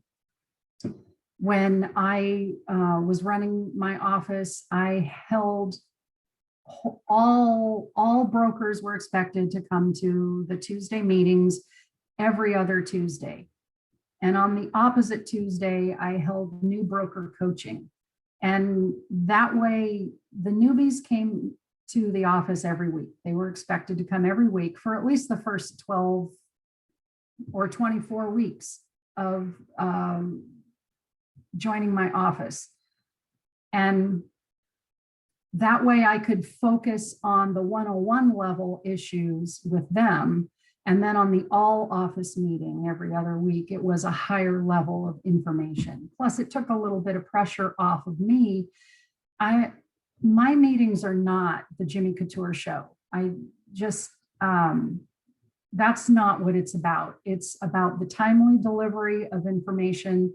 And maybe after a half hour, 45-minute meeting, I would have a title company present a credit hour so that we were getting it all in one shot. Agents were only coming to the office one day a week. I try to value their time and again, give them relevance and information and things that they need to do their job better, so that my job is easier, so that my brokers are informed. You want to center the discussion on the issues at hand. It's your job, if you're moderating this meeting, if things go off course, you've got to be the one to bring it back to center. And don't hog the spotlight, okay? You want to get those contributors in the office, give them an opportunity to share at your office meetings and give them the spotlight now and then. You want to encourage a culture where creating and exchanging ideas is the norm, and that and you're encouraging discussion, both positive and negative. But when it gets negative, you've got to moderate it. So that we're not being hurtful or naming names or getting into antitrust issues and things like that. And you can utilize negative viewpoints and encourage discussion in a supportive climate. So you always want to be supportive. Don't poo-poo anybody's ideas. You want to encourage the ideas. It's like encouraging referrals. You know, you reward that person who refers you a client at the time that they give you the referral, not when the deal closes 3 or 6 months later, because they've forgotten they even referred that person. You want to reward the referral. You want to reward the idea. You want people to keep bringing ideas and be energized about that. You can talk about the idea, and you can table it maybe for another time, or offer to talk with that person offline about it if it's something that you don't want to do or isn't in alignment with your vision and your values and your culture. But keep your meetings moving, keep them fresh and relevant, supportive, collaborative, creative, and have fun with that. So also, when you are leading a meeting and you have somebody make a comment, often their comments are kind of rambling because they're thinking out loud, basically. So you want to summarize their comments and you know, same technique that you use with buyers and sellers. So what I'm hearing you saying is this, and you summarize their comments. Make sure that your time, meeting time and the length of the meeting are appropriate. Again, I cannot tell you. I once was in an office where the meetings lasted 2.5 hours every week. And it was basically driven by a couple of agents who would just go off into the weeds in the discussion, and the office leader just could not manage it, could not bring it back. Don't let that happen. Nobody has time for that. And then participate after soliciting input from others. You want to add your comments after you've let the other people give their input. Okay. When you ask a group question, don't be the first one to answer unless you're not getting an answer from the group. Okay. But give your input at the end. Let others contribute first.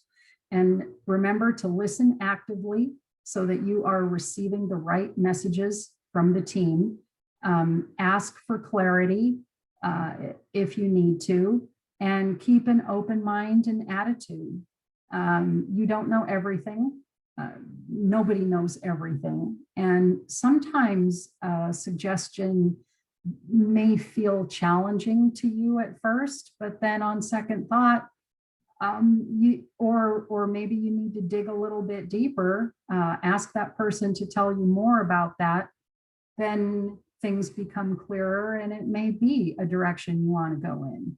So try to not be too resistant to suggestions. Any other comments on meetings?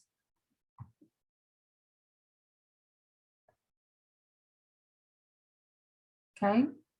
I just think that every principal broker needs to hear your 20-minute speech on this. Why, thank you. Meetings are, yeah, so many managers are that A-type personality and they crave the spotlight and the attention. And that is, I mean, sometimes it's valuable if they're doing it right, great. But if it's just don't waste people's time. That, I don't like my time wasted. So that's, I just I put in give the that chat. same respect to others. We used to have someone who ran our meetings, and they would ask a question and they would get like maybe 10 answers and none of them were the right answer. So then everybody stopped answering the question because I was like, I feel like you know the answer and you want us to say one thing instead of what we actually think the answer is. Oh, well, then they Put in your probably input, but don't make everybody feel like their answer was 100% wrong because it wasn't. Yeah, it wasn't. no, don't make people wrong. Don't make people wrong. We do that way too much, because what's wrong for one person might be right for somebody else or a different situation. So everyone has value and you want that culture of contribution in your office. And different perspectives based on where their market segment is, who they work with, experiences they've had. My previous firm, we started every meeting with a joy share. And so it was really awesome because you got to go into it with this positive energy and hearing like what brought joy to different individuals that last week, either in their business or personal. Just really set a tone for collaboration and positivity. That's great. That's like starting your day with affirmations. If anybody does that kind of a practice, it changes your whole mindset when you get into that attitude of gratitude and being grateful for the little things, because you know those goals that we set for ourselves. So often when I've set goals, when I get the goal, when I finally get there, it's like really not as satisfying as I assumed that it would be when I first set the goal. And it's the journey. It's that path you take to get to the goal that really is where the learning and the value is. There's so many people that you meet along the way and things that you learn. And the goal is great, but you know, attaining those goals also are few and far between. And so celebrating the small steps of improvement and advancement gives you more opportunities to celebrate when you do it that way too, than just the big stuff. Because big stuff, again, it's few and far between. So appreciate the little things and give yourself kudos for those. Okay, controlling rumors is also part of your job description as principal broker in your firm. And this is a type of behavior that can exist in times of stress. It can happen when you add a new person to the team. Maybe when people start feeling insecure about management and leadership decisions. So, you know, you have to always look in the mirror. When you see a behavior or a pattern emerging in your offices, you have to take a step back and you have to look at yourself and say, okay, what's really going on here? Did I cause something? Is it market driven? Is it from outside influences? Where is this coming from? And change is that factor that you can always depend on, and you can't control it necessarily, and it's always going to happen, and we're always moving forward. And it's amazing how a small piece of information can be extremely disruptive and destructive in the hands of individuals who only wish to create dissent. And if you have one of those Debbie Downers in your office, or the people who are constantly questioning your authority, then that can be a catalyst for unrest in your office. And our goal as managers is to develop a positive work culture and move toward clarity and transparency. If you are keeping secrets, if you make a different deal with contract deal with every agent in your office, you're setting yourself up for disaster, because two people can only keep a secret if one is dead. Okay, humans are horrible at keeping secrets. And you know, if you give somebody a deal that's different than the next agent in the office next door, they're likely to find out about it, and somebody's going to get their feelings hurt. You have to control rumors. You are not always going to know, especially if you're running a bigger office, what those rumors are. That's why your staff has to be your eyes and ears for when you are not available or you're out of the office, and they should have the trust of the brokers as well. So this is an ongoing problem. As long as humans coexist together, we're going to have these problems. These social challenges is what I like to call them. So never discuss an employee or broker with others. That is super important. And if you're planning a specific act of discipline, don't let any other office members in on what you plan to do, even your staff. It could be humiliating to the person that you need to speak with.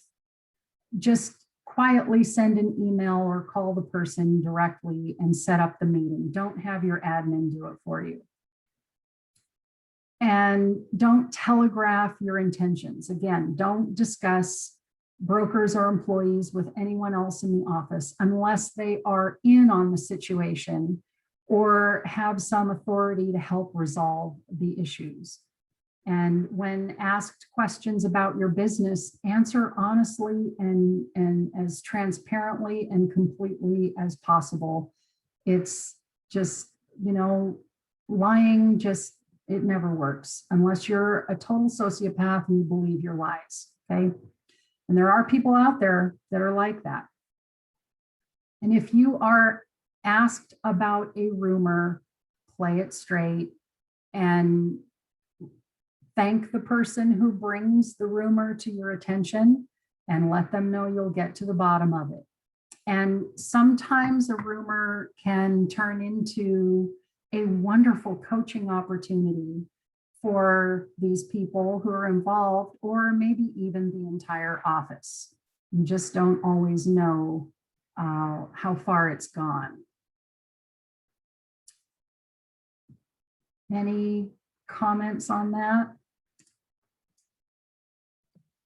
I think So the clicks, avoiding the clicks in the office is huge for avoiding rumors, especially the click if you're, you know, a small brokerage, your inner circle as the broker owner.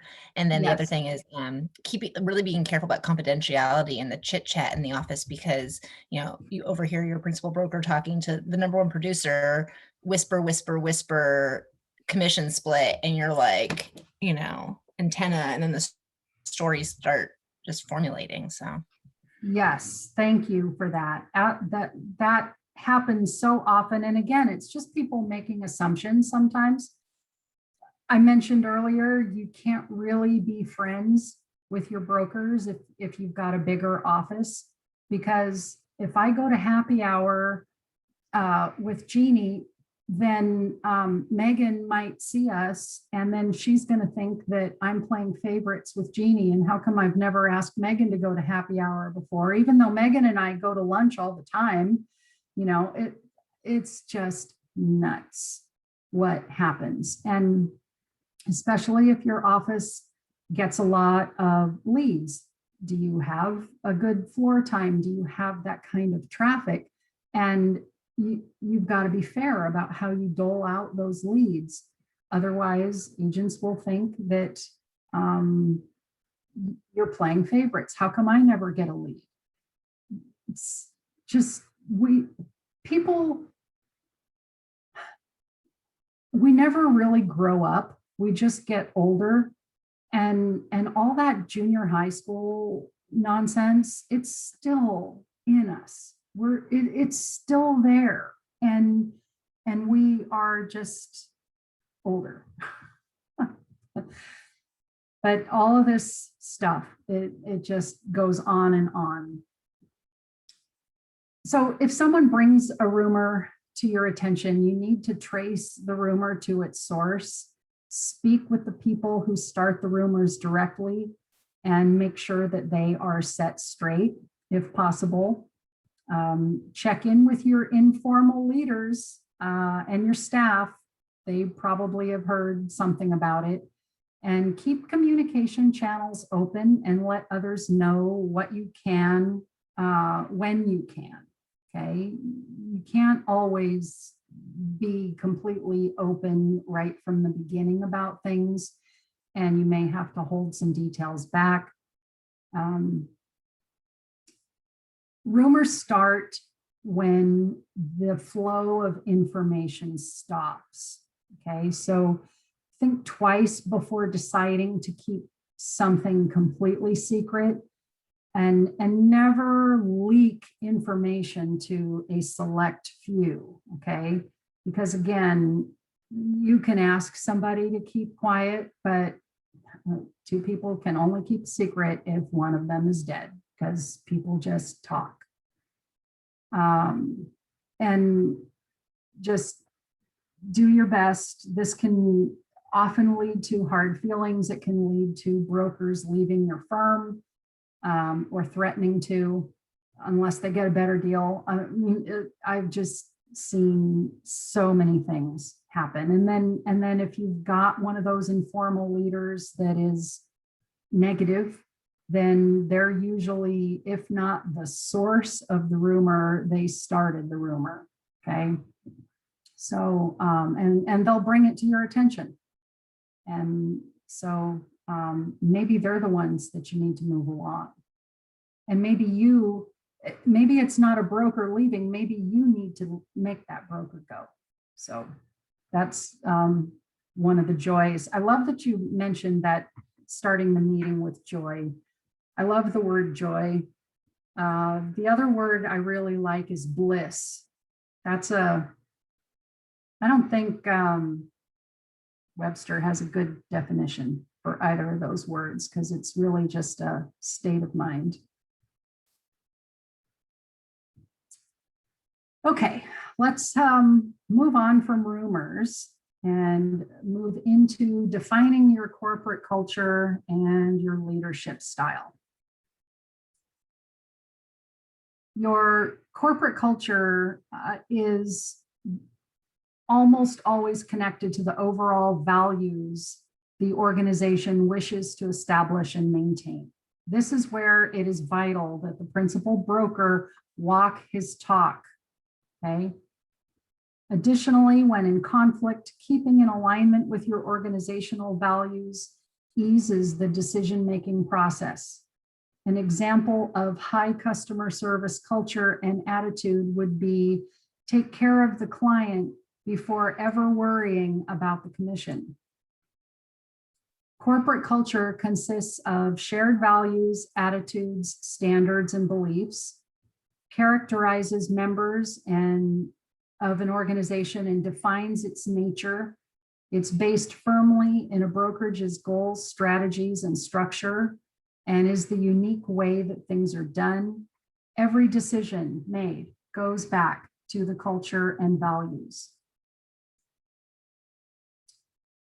So what would you say are the biggest challenges facing a real estate brokerage in today's marketplace? This is where I'd normally have a whiteboard at the front of the class. And even though this Zoom has a whiteboard function, it's really clunky. So I'm not going to use it right now, but just throw out into the chat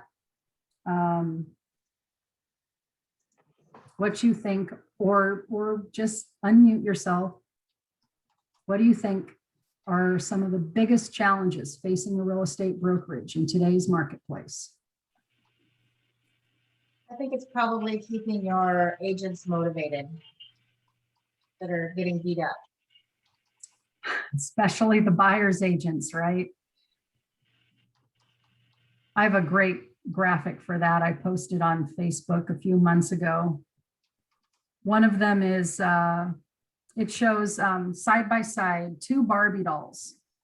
And one of them is a listing agent and she's all glamorous and tan and her hair's all done. And the other one looks like she's been run over by a tractor and she's the buyer's agent at the end of a day of showing houses and writing offers. It's really cute. Let's see what's in the chat. Staying on top of changes. Frustration with the competition within the marketplace. Constant changes, lots of new technology, which is great, but also a challenge. Keeping ahead of e-brokers, social media remarks, advertising, etc. What can you do that Zillow or Redfin can't? What value can you add? Lack of communication from co-op agents, challenges in business models and some firms' inability to adapt, agents working from home and morals, lack of professionalism. Yep. The economy is a challenge constantly. It's a constant challenge that we have to adapt to because we can't control it. So there are some things that we can control and other things that we can't. And marketplace changes and the economy are the two things that we can't control. Kids at home and COVID impacts, providing additional resources that are expensive. Yes, and agents always want more, don't they?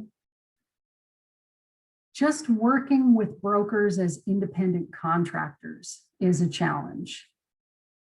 And we've also got the cost of new construction is absolutely outrageous. And that's part of marketplace changes.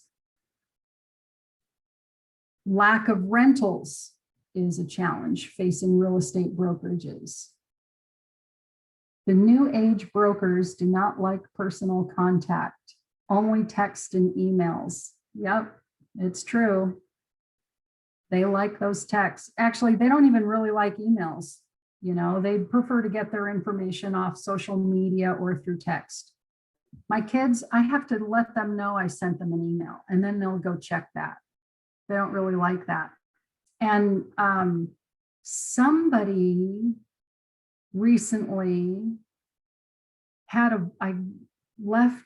was calling them and they said, don't bother leaving a voice message. That's what text is for. That was pretty funny. Staying relevant with technology and tools to support agents. So back to that, new age brokers don't like personal contact. It is true. They've grown up with the internet and with social media, and they like to submit web contact forms and things like that. And we need to adapt to that. It's a challenge for us who like the in-person and the voice-to-voice and the face-to-face. But when I take on a new client, I ask them how they like to be communicated with. And if I've got a 92-year-old client who wants me to deliver them paper copies of the contract after it's all signed, I'm going to do that for them. That challenges me because I'd rather just DocuSign everything and have the system deliver the final signed copy to them. But if they want a paper copy, I'm going to give it to them. So that's just the converse to that new age broker just wanting everything in text.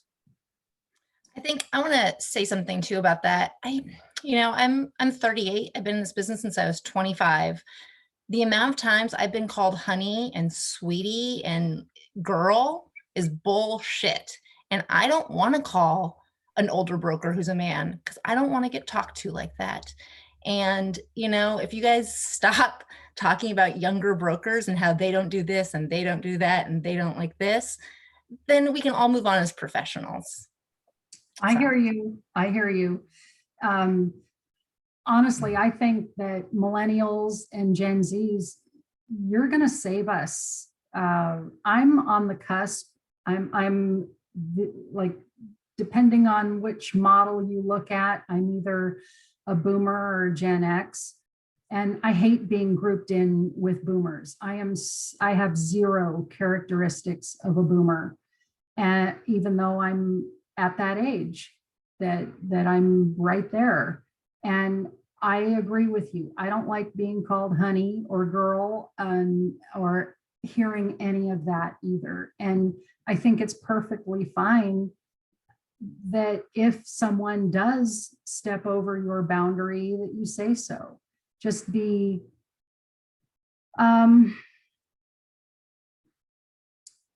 don't have that negative emotional response come through in your voice when you're setting that boundary.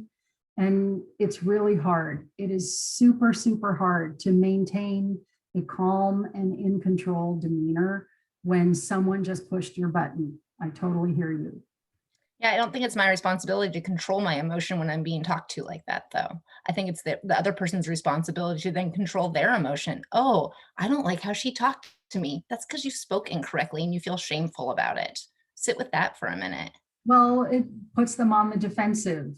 And for some people, like I talk to my mom all the time, and she's in the camp that think that, oh, that's just how men of a certain age are. And, oh, okay, why aren't you flattered by that? Well, no, I'm sorry, I'm not flattered by it. We've all grown up in different generations and with different circumstances affecting our outlook on things, different educational systems, different class systems. Some people grew up with money, some people grew up poor, and all of those external factors affect how we see the world. And all of these things are challenges, and we're always going to be challenged in our lives, whether it's from coworkers or family members, or even challenging ourselves to do better. We can always do better, and we can always learn from other people. And I think that we can all, I hope that someday we can all learn to coexist and be tolerant of other people's beliefs. Whatever floats your boat is fine with me. Just don't cram your boat down my throat. And I think that that's a great philosophy on how to live. So another comment, just real quick, because I think, Beth, you bring up a really good point. I am almost 60 in a couple of weeks, but I find myself using these terms, honey, dear, sweetie, thank you, all the time. I have 4 daughters, and I talk to them like that, right? But when I catch myself behaving like that when I'm working with my agents, I think, you know, Jimmy's right. I try to be super mindful that even though that's where my comfort space is, I'm sure at least 50% of the time that is not well received. And so, you know, I'm trying to retool a lifetime of using that language and be mindful, because it isn't as appropriate. And I was that woman in the 80s and 90s who was called that by the men. So, you know, I hear you, but it's not just the guys. I mean, I think we're all have to be mindful and figure out how we can move with the times. I don't have any problem. I don't have any problem being called darling and sweetie. I'll take that any day. What I don't like is Mr. and Sir. I have an issue with that, so I have to deal with that all the time. yeah, the first time some young employee at a McDonald's drive-through called me ma'am, and I was like 24. I was just devastated. So I was hear just going to you say about the devastating the survey. first time someone calls you ma'am. Yeah. But then I've had, you know, older men call me miss, and I'm seriously not a miss anymore either. So, you know, we're never happy.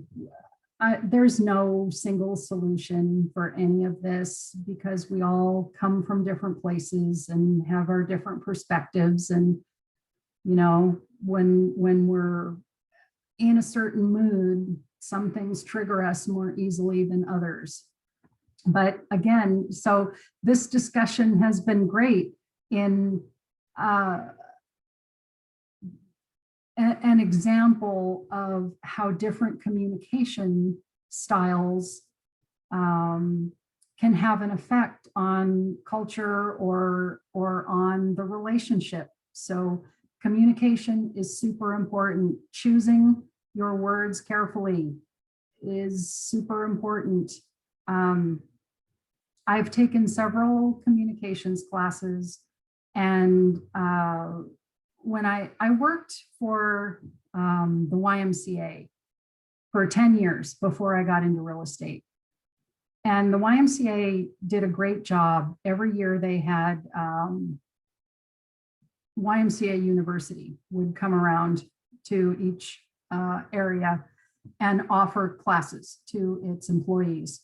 They did a great job of helping people with learning how to deal with people better, because the Y isn't just a place where you go to work out. It's a family place. It's about spirit, mind, and body. It's about building relationships.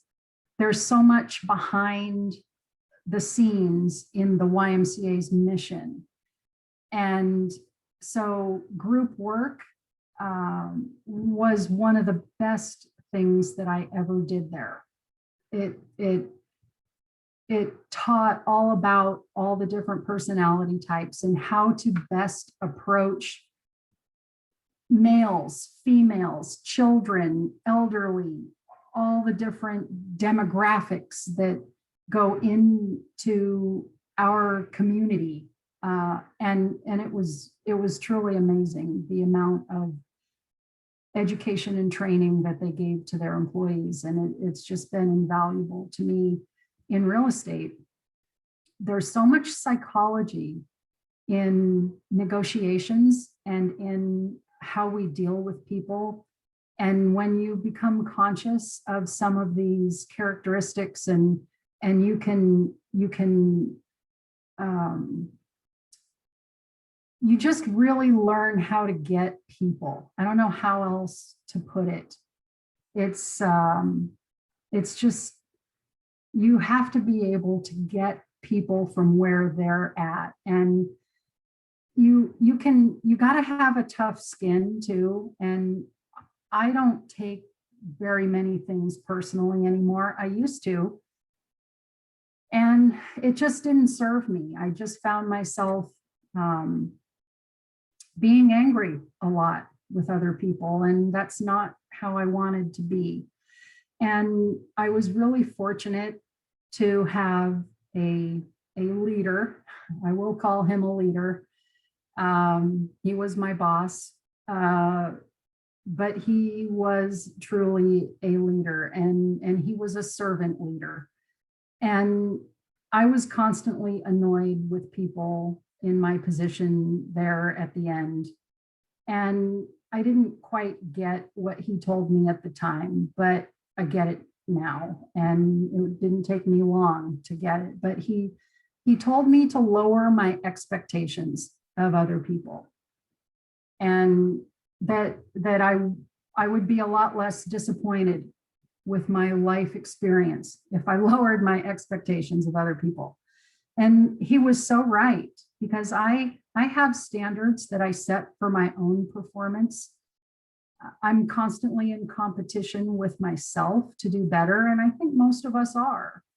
And you can't impose those same levels of performance expectation onto other people. You have to trust that they are doing their best with what they have to work with in that moment. Many of us blame our parents for raising us a certain way. My parents were doing the best they could with what they had to work with. We all have regrets. And as an adult, I've talked with my mom about things that happened when I was young, and some of them she can't even remember because she was so busy with 4 kids and a part-time job that she can't remember some little thing that got stuck in my craw at the time. And it's just, everybody has a different perspective on how things happen and why things happen. And I'm just gonna leave that there for you. Just lower your expectations of other people and try not to take things too personally, and have those standards for yourself, and keep score. I keep score, but I don't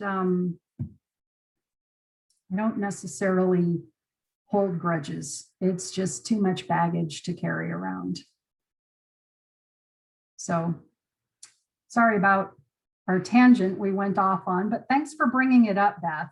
You know, this is a safe space, and this is what these classes are about, is helping you think about things. And we're in the midst of relationship and communication discussion. And so again, thanks for bringing that up, and hopefully everybody's getting some good information out of this. So let's talk for a minute about establishing your brokerage culture. Again, this is kind of difficult because you're creating a feeling, but you do this through determining your values. And the people that you hire need to have their values in alignment with your values. So they need to be clearly communicated. And by hiring the right people, you stop the revolving door. And this is like, we talked on day 2 about creating your policy manual and your values and your mission statements. And again, this is where you can refer to that. This, your policy manual is your Rand McNally Atlas for how your business is going to be conducted. And you can refer to that when you're in the hiring process. And developing policies that reflect your values, those all need to be in alignment. Your strategic business plan, we're going to talk about that tomorrow. This isn't the easiest career in the world, to be a principal broker leading independent contractors. And you want to always work from abundance. There are always opportunities out there. You want to enforce an exceptional customer service experience that has to be at the forefront of your brokerage culture. Because remember, your brokers are your internal clients and the buyers and sellers are your external clients. So you've really got 2 layers of customer service there. The customer service that you deliver to your brokers, as well as the buyers and sellers. And work from a place of abundance rather than scarcity. Opportunities are out there everywhere. You just have to choose to see them. Address issues directly, be direct in your communication, expect positive outcomes, avoid fighting fires. We live in a reactive world, and the goal is to be proactive so that the fires never start. Our society doesn't like spending money on prevention. And the reason for that is because it's hard to measure prevention. How do you measure what didn't happen based on your policies? It's impossible. It's hard to even wrap your mind around. But the alternative is that we just do what we do and we put the fires out. But firefighting like that it's exhausting and it's expensive. So we're constantly working to solve the issues and avoid drama. We need to develop ongoing and consistent coaching sessions for all levels of brokers in our business, not just the new brokers.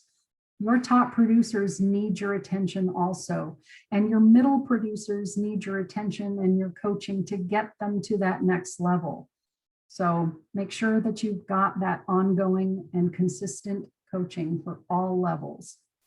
And connect with expert trainers in the areas where you need help in delivering that information and training to your brokers. Continually review compensation structures to be in alignment with the market. This is super difficult to really do that reconnaissance, to know what, as John L. Scott in Lake Oswego, I had a RE/MAX office right next door. I had a Coldwell Banker office down the street. I had a Berkshire Hathaway across the way. I had some other companies down the street. I mean, we were all right there. And I didn't know necessarily what each company was offering. But you need to be competitive for the value that you're providing. You need to be able to articulate your value proposition so the agents understand why they're sharing their commission dollars with your company. What value are they getting for that? And when you can find out from agents who come to you looking to sign on with your company, ask them, what other companies have you interviewed with? And would you mind sharing what is the value proposition of that company? That's how you can learn. You could send out a spy, but that's a little bit dishonest, and you risk losing that agent to that company if you sent them to go and check on it. But it's important that you know what's going on in your marketplace so that your compensation structure can be in alignment. And then you want to reward good behavior and good performance. People want to be recognized. They want that attention. So give it to them and figure out ways to do it publicly within the office. There are lots of different ways to reward behavior. And so having a deal board in the office, some agents don't like that.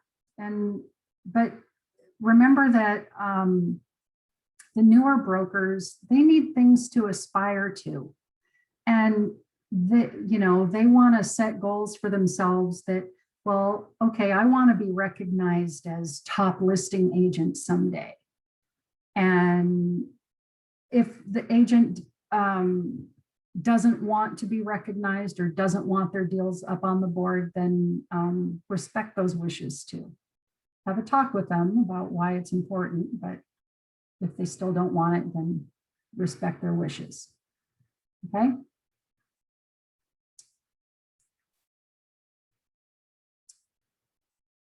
Okay, this next segment, we're going to talk about honing your management ability.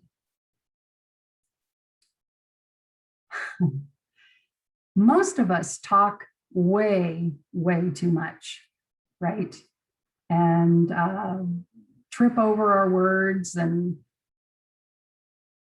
embellish stories. So we really need to watch our words and our behavior and our actions, because people are constantly watching you. The company culture will reflect your actions, not your intentions. You draw new team members to your organization because of your ability to manage yourself. You will truly know you have something when staff and brokers start correcting and realigning others toward the value system that you live each day. Peer pressure is an amazing tool. And when you start seeing that your staff and the other brokers are enforcing it from the side, then you know you've got something special, and you've got to reward that behavior so that it continues, recognize it, maybe in private, maybe in public, but it's really cool when that starts to happen in your office. You also have to live with uncertainty. You have to work the plan and focus on improvement that will get you through chaos that comes with change. And change, again, is that ever constant factor that's going to come out of nowhere sometimes. Sometimes you can see it coming and you can adapt. But sometimes change happens quickly, as with mutations in nature. And then you've got to quickly bend over backwards to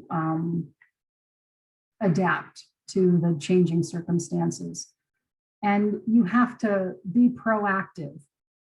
Act when it's important, but only with the facts in hand, and especially when you're addressing personnel issues.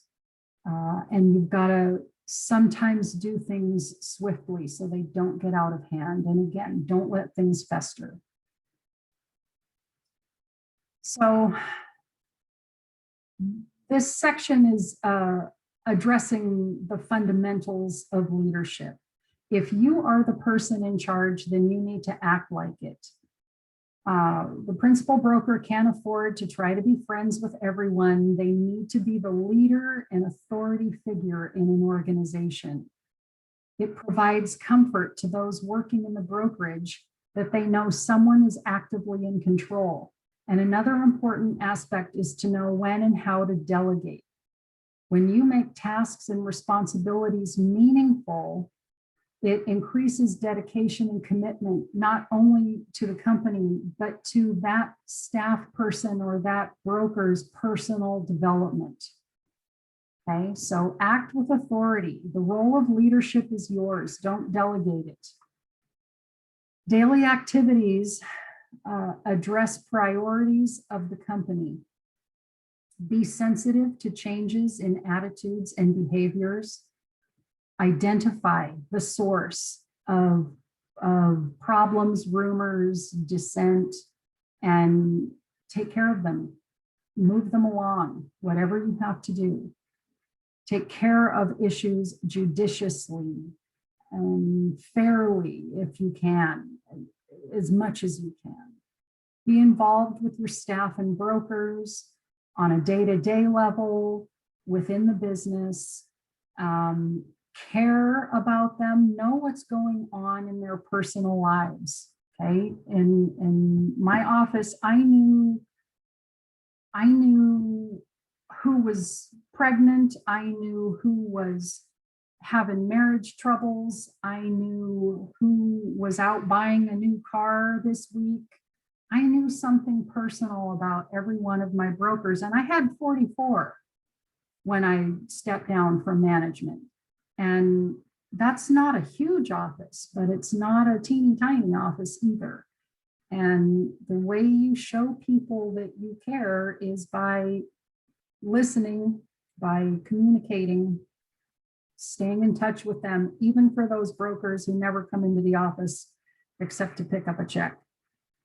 If they even do that anymore, because we've all got direct deposit. So be involved.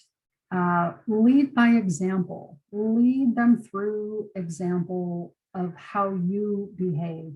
If you're a selling broker, then leave your door open when you're making calls and let those newbies hear you interact with people. But leading by example it's the best way. It gets people to want to follow you. Be transparent about their performance and have a review process in place for both your staff and your brokers. And we'll talk more about that tomorrow. And again, make the tasks that you delegate to your staff or to brokers meaningful. Don't be like that manager I had who was giving me tasks and then never did anything with it, because that just made me not want to do it the next time he asked me to do something, because I felt like I was spinning my wheels. So make tasks meaningful, also for that person's growth and development as well. Another thing that if you have a small office, and you've got one staff person, administrative assistant, if there's nowhere for them to climb a ladder to in their career, then how long do you suppose they're going to stick with you? Staff turnover can be a huge energy drain for you. So you've got to make their work important, and you've got to hire to the position so that they can grow into the position and not get too bored and leave you within 3 or 6 months. If you hired someone who's overqualified and there's nowhere for them to go, then it's going to be constant turmoil for you, and your brokers will see that, and they don't like it either when you've got a lot of turnover. They'd love it if you could hire a admin and that person stayed in that chair forever, but that's not likely to happen. So you're either hiring people that you need to train and they grow into that position and maybe they stick around for 2 years. And you can even set that expectation in the hiring process. But you also can provide them with additional training, and you know, you want that person to move on when it's the right time for them in their career, but have a good vision of who it is that you want to be on your staff. Okay, and again, make their tasks and responsibilities meaningful. You can also, you should learn to speak in public. Principal brokers will often speak in front of their team, and that can be your start in this. But if you don't have the confidence to speak in public, then it's important that you learn how. You can, you could be a spokesperson for your local daily newspaper or news show on television. You can become a leader in your community this way and in the real estate community, and you can attract brokers to your office in this way. One thing that I did, and I did it completely by accident, when I was new in real estate, well, actually before real estate, I volunteered for Habitat for Humanity. And I would go out on the job sites and swing hammers, and I love to paint. I'm one of those geeky people who loves to paint. I love the mindless tasks, actually. It gives my brain a break because I work with my mind constantly. And so mowing the lawn or gardening or cooking, any of these tasks where I don't really have to think much it's like taking a little mini vacation. So I love to paint. And then when I got into real estate, our Habitat for Humanity had a program that they called Family Partners. And they would pair you up with a family who had been awarded a home. And for about a year before they are given their home, they have to go through classes, financial literacy, home maintenance, budgeting, all kinds of classes every week for like 8 months. Maybe it wasn't every week, but I think it was like twice. Maybe it was every other week for 8 months. And so then I started doing that, and I would help people to understand what it was like to be a homeowner and to face having to make hard choices like, okay, how do I budget for a roof replacement? Things like that.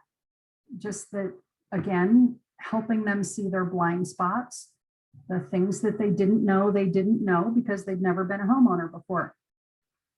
So one day I was in the office of Habitat, which is a very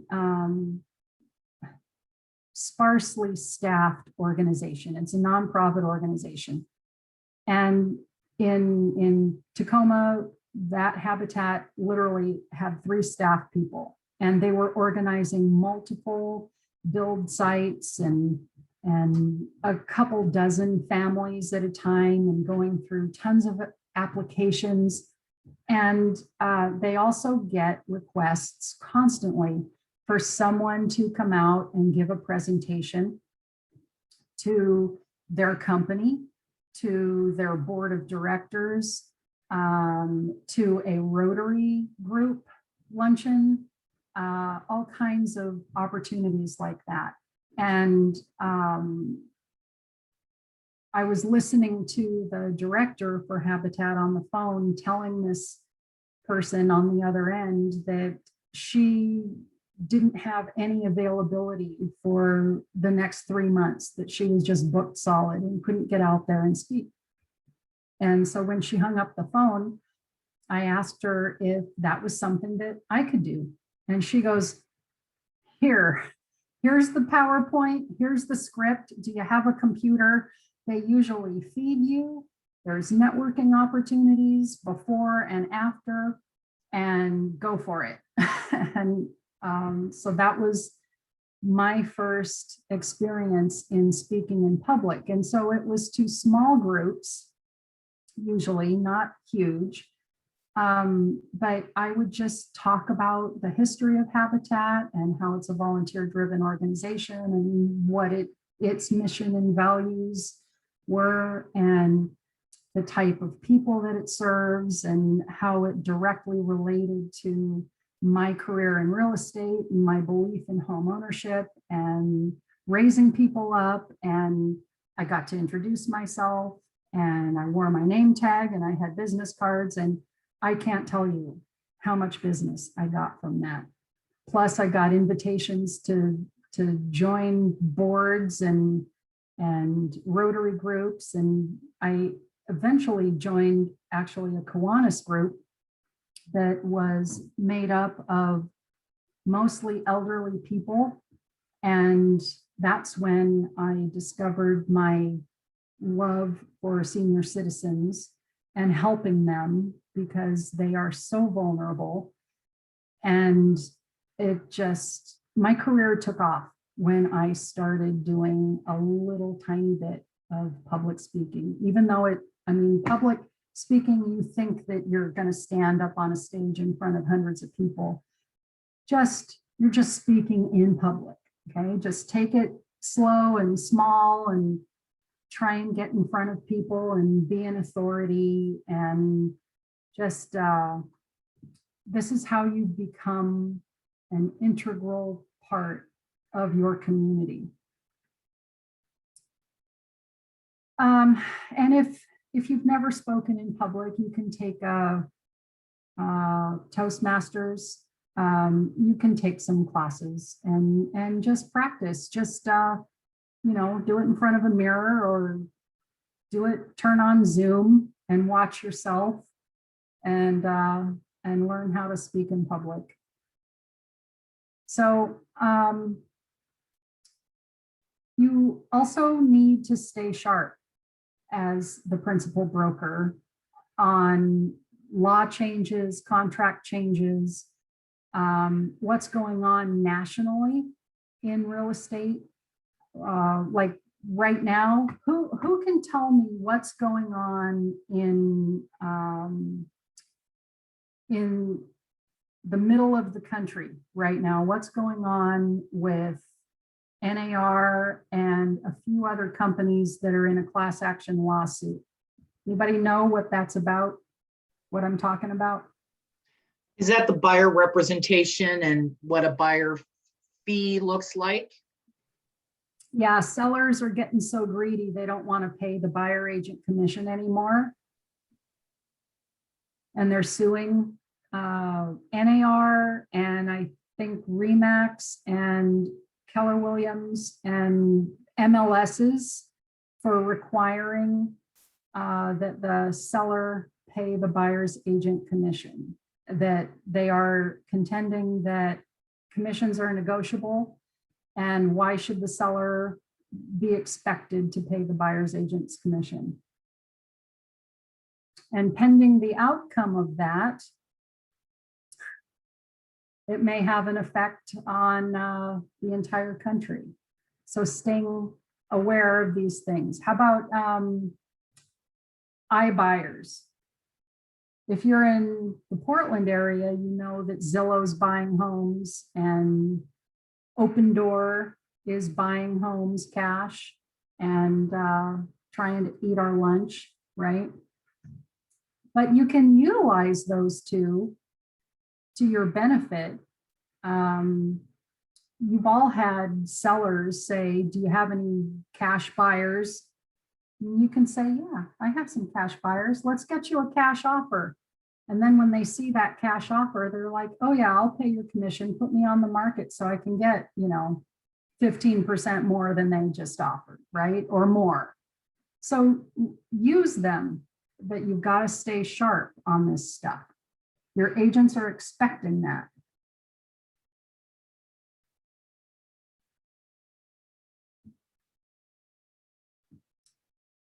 And you have to adapt to changing conditions in a calm manner.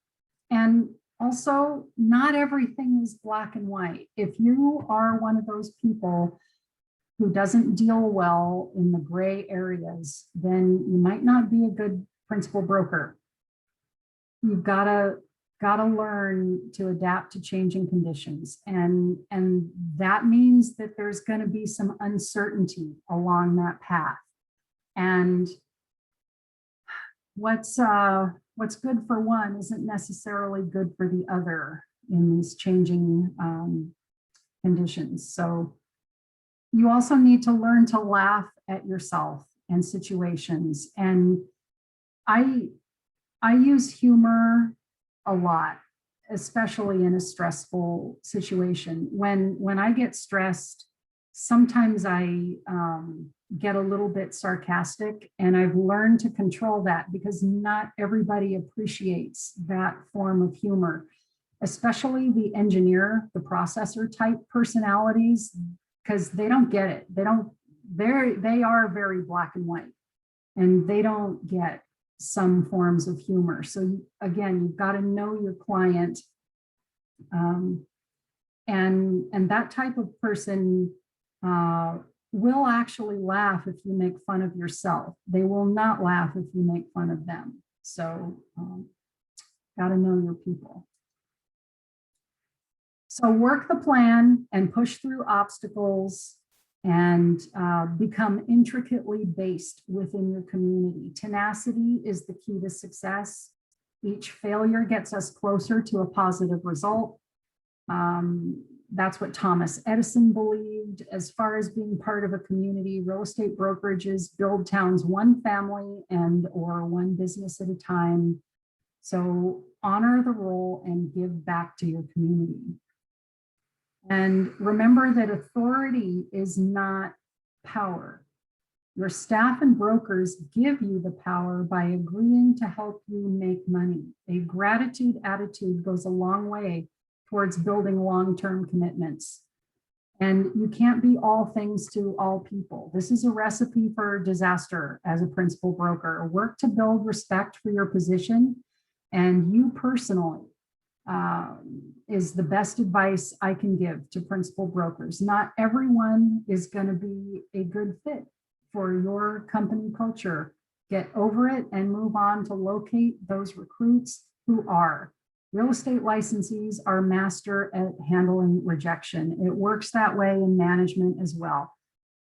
You know, I used to just be devastated when an agent came and told me they were leaving, or they cleaned out their office over the weekend and slipped a note under my door, because they do that too, because they're not good at just moving on. But when you start treating it like it's just business and not taking it personal, then, you know, next is my favorite word. So page 14 in your handout, what are your professional development needs that will help you excel in your current position?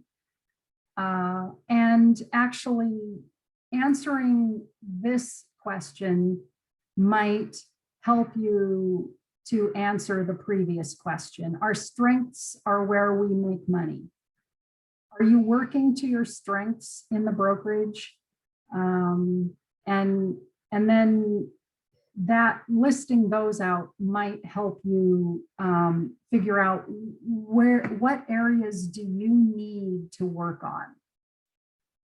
So this is just something for you to do on your own. We're not gonna take time to do it right now.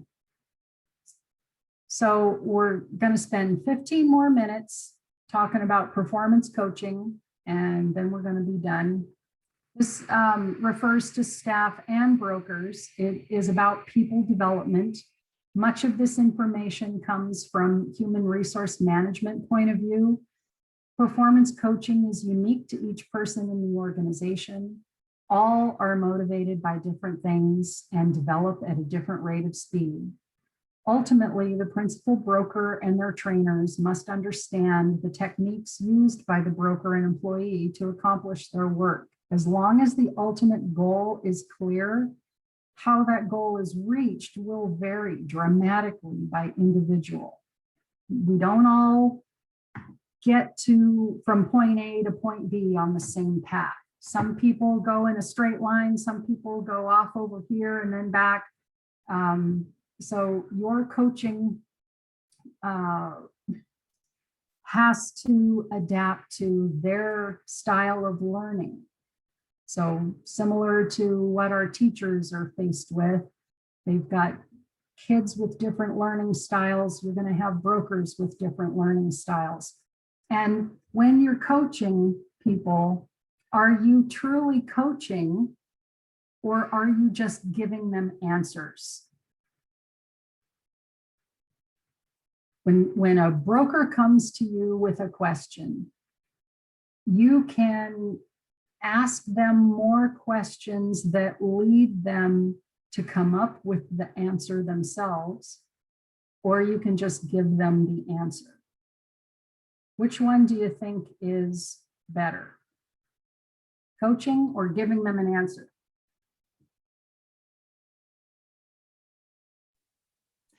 Let's teach them how to fish, not give them a fish, okay? Yes, exactly. That's exactly the phrase that I use in this section, because if you're just giving them answers, then you're creating dependence on you and you're not teaching them to think, okay? Coaching teaches people to think. And I teach this in GRI negotiations class, that when you're working with buyers and sellers,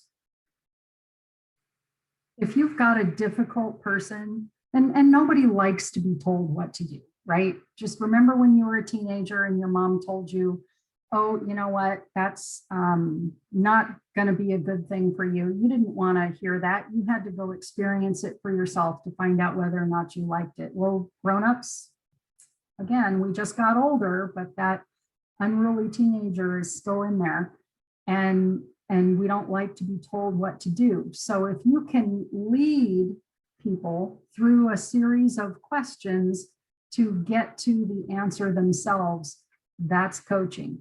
Coaching teaches people how to think. Give a man a fish, he eats for a day. Teach a man a fish and he eats teach a man how to fish and he eats for a lifetime. You want your brokers to be independent thinkers. It will ease your workload. It will help with risk management, and it'll just be better for everybody. When all you're doing is answering questions, it's just, they're just going to keep coming to you. 90% of the time when an agent steps into my office or texts me or calls me with a question, my answer is, what does your contract say? The contract has all the instructions in it. It has all kinds of sections that anticipate what's going to happen. If this isn't met, it spells out the consequences. It's all there. The agents are just lazy and they haven't read the contract, or it's been a long time. New brokers, they tend to read the contracts at about the 2-year mark is when they start thinking they know everything, and they get lazy, and maybe we've gone through a forms revision or two, and now all they do is fill in the blanks, right? the price, the earnest money amount, the closing date. They just fill in the blanks and they forget about all of that contract language that's in the sale agreement or the listing agreement in between the blanks that they filled in. So they need a little bit of a refresher. So learn to be a good coach. Use positive reinforcement. Positive reinforcement, it's highly personal. It needs to be earned. It should be frequent. It should be immediate if possible.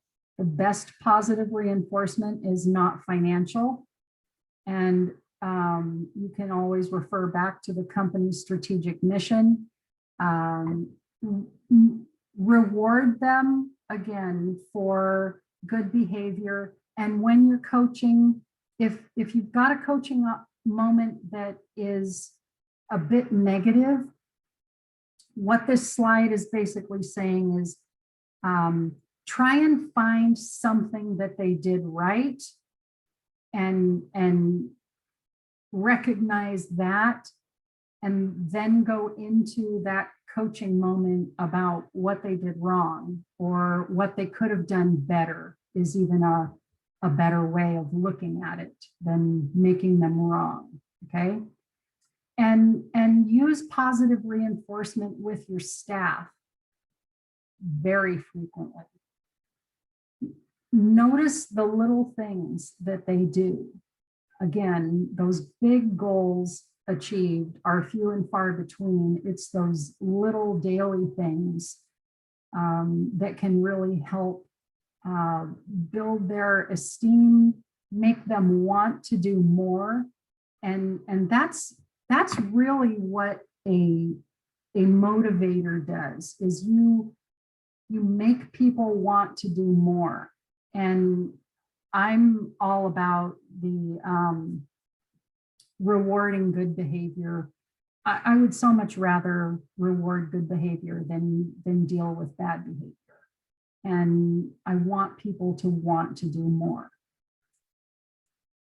And performance objectives are results-oriented, focused and important, challenging, attainable, clearly worded, specific, prioritized, strategic, and measurable. This is about being extremely non-biased when determining goals and objectives. Can the dream really be reached? Or, some goals aren't a good match for the individual that you're working with and maybe need to be adjusted. When objectives are clear-cut and easy to understand, it's amazing how much easier it is to reach them. Remind them that the ultimate goal is the broker must close. If a check isn't received, doors closed. Remind your staff that brokers are our internal clients and we must keep them happy. We need brokers in order to be profitable. So you have to keep reminding them why they are working towards the results you want as well. And frequently define the absolute minimum acceptable standards of performance. You have to remind people or they forget. Measure performance based on specific actions of the employee or broker, and prioritize performance objectives, and develop action plans and scheduled activities to help them achieve their performance objectives. And then you also need to keep track. You have to keep files. You have to track their performance and keep records. And this is a human resource function. Each state rules on whether they are a right to work state or an employment at will state. Oregon tends to side more with the employment at will, which actually gives the employer a great deal of control over how they terminate an individual from a position. In fact, you can be terminated without even being given a reason in Oregon. If you are documenting all of your discussions regarding verbal warnings or giving written warnings, then you are justified if you get sued. Okay. Your file needs to include incidents of both negative and positive performance. Okay, if all you have is negative in there, then that just sets up for someone accusing you of being hostile towards them at all times. I mentioned this earlier, that I've had brokers encourage them to keep all emails, even that show that you have a good relationship with a client. I'm not saying keep all emails of your staff interactions necessarily, but or your broker interactions, but do include in the file significant incidents of both negative and positive performance. And then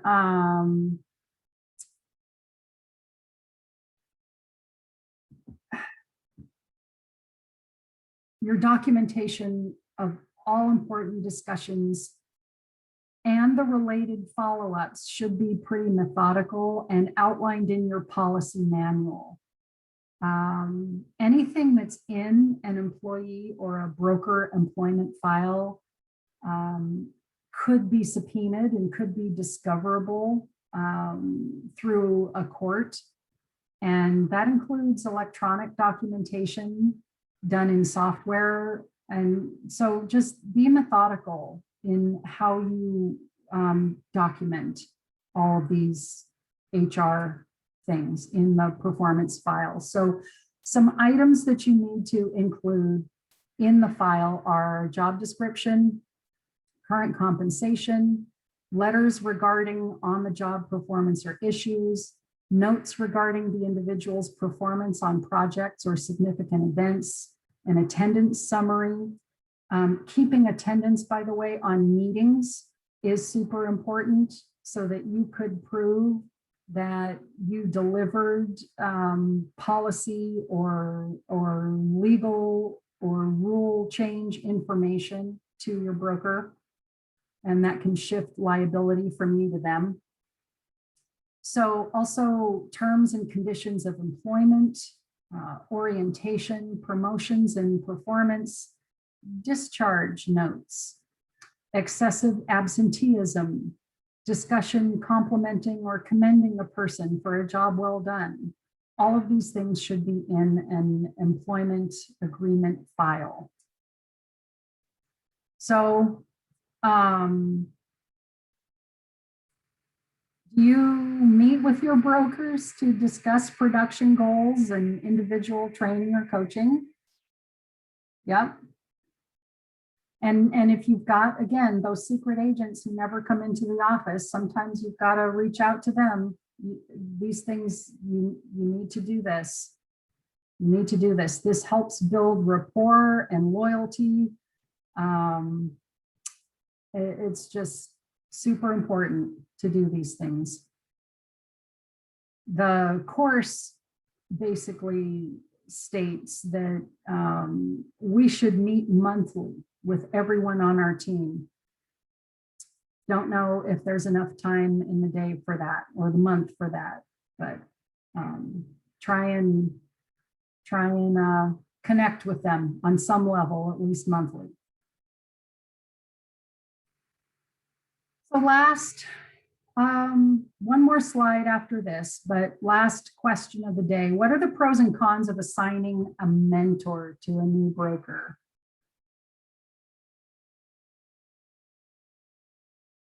Anybody have any thoughts on this? Takes a lot of the work off of you. Sure does. Sure does. But are you monitoring your mentors? Have you given your mentors a plan so that you can be sure that they are teaching your new brokers the way you want them to be taught? We're pretty selective on who the mentors are. Yeah, we're selective, and they do have a plan. But there's still the liability as far as what they may say, even though they've been taught a certain way. There's also an opportunity for some negativity that you're not necessarily wanting to put on a new broker. Right. So there's some liability in it, but generally speaking, it's been a very positive thing for us. We've been doing it since January. Good. Very good. I don't really want an answer to this question. I'm just putting it out there. Do you compensate your mentors, or is it just an Yes. expected part of being part of the team? No, we compensate them. Good. I would say it doesn't directly translate to maybe the amount of hours that they put in with their mentor, but it is a little perk. I think it is a little bit of an intrinsic value to them to get to convey their information to someone. So I think they get value from the new brokers themselves, and we do pay them a little bit. It's not a lot. Good, good.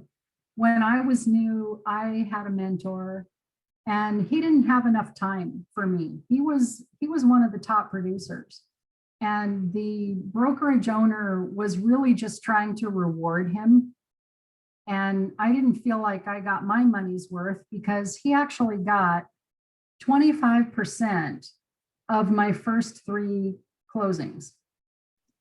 Oh, now see, And- we don't compensate them with the new brokers portion. It's company portion. Nice. I like that you do that. I feel like new brokers need to get a couple of big paychecks. And I know that there are a couple of companies out there that recently have been offering new brokers 100% of their first commission, so that they are made whole and they get a taste of what 100% looks like. Unfortunately, I've also had the experience of having a new agent get that one commission and then quit. So it wasn't me giving that 100%, by the way. It's just, I'm just throwing that out there, that I do know that there is a company doing that. But I've seen mostly really good things coming from mentorship. I do know that when I first started out, there was somebody who started at the same time as me, and her mentor ended up using her as like an unpaid assistant and roped her. She was starting to get her own personal leads, and her mentor was like, yeah, I'll co-list that with you for 50%. And it's like, this is your friend. Why is she coming in? She's already obligated to give you advice on this deal. Why are you giving her more money? You know, so careful. Yeah, you've got to monitor your mentors, definitely. Yeah, monitor what they're teaching and what they're doing, because when they see an opportunity, boy, they'll take it. And a sad fact is that some people should never be mentors. They simply either don't have the time or they don't have the real ability to teach. So put them through their own special training to make sure that they're doing what they're supposed to be doing for you. Does anybody have experience with, instead of mentors, like team matching, like matching up with teams? Mm-hmm. Yes, that can work too. I've also known where an agent was put on a team and given no training and just expected to sit a site Wednesday, Thursday, and Friday. They weren't even given the good days, you know? So again, it's all about you monitoring your oversight. You've got to make sure that putting them on a team means that the team leader understands that they have a responsibility to train a little bit, and that it isn't just that they can give these new people tasks to do for them. I've also Okay. had new agent, instead of mentorship, like an accountability group for weekly meetings for a group of like 10 or less new brokers at the same time. And that goes on for a year or 2. Yes, very good. Very good. I love having accountability groups. Sometimes I have called them mastermind groups, or even just a marketing group, because when you call them accountability groups, people get defensive, and people don't want to be accountable. They think that being accountable to themselves is enough. And for some people it is, if they're a good self-starter kind of a personality type. But for others, they need, that's why we have coaches. That's why, Tiger Woods did not get to be a pro golfer without having a coach, without having somebody there pushing him all the time. And we do need that oversight and we need accountability, but sometimes you can get those people who are resistant to accountability, you can get them into the same kind of situation by calling it something different and reframing it, but still with the expectation that they show up every week and they do the work. So especially having a marketing group, that gets agents to do what they need to do to lead generate. That's one of the hard things to get, especially new agents. They don't know how to do it. We've got lots and lots and lots of training on working with buyers and working with sellers once we find them, but we don't have really great training on lead generating. Just telling an agent to go knock 50 doors a week or make 50 phone calls, you got to give them content, you've got to give them structure, and you can do that by having a weekly marketing meeting and call it a workshop where they're actually doing the work while you're meeting. I mean, there's lots of ways to do these things and frame these things. Anything else before I go over what we're going to do tomorrow? All right. Tomorrow, we're going to talk some more about strategic planning. We're going to do a little mind mapping exercise. We're going to talk about controlling your business plan, cohesive leadership, some more accountability strategies, and relevant production action steps. So thank you all for today. And you got one more day, day 4.5 tomorrow, and then you get to graduate. So yay. All right. See you all tomorrow morning at 9 a.m. Thank you. You're welcome. Thank you. I'll stick around for a few minutes if anybody has questions or wants to chat. Thank you. Thank you, Jimmy.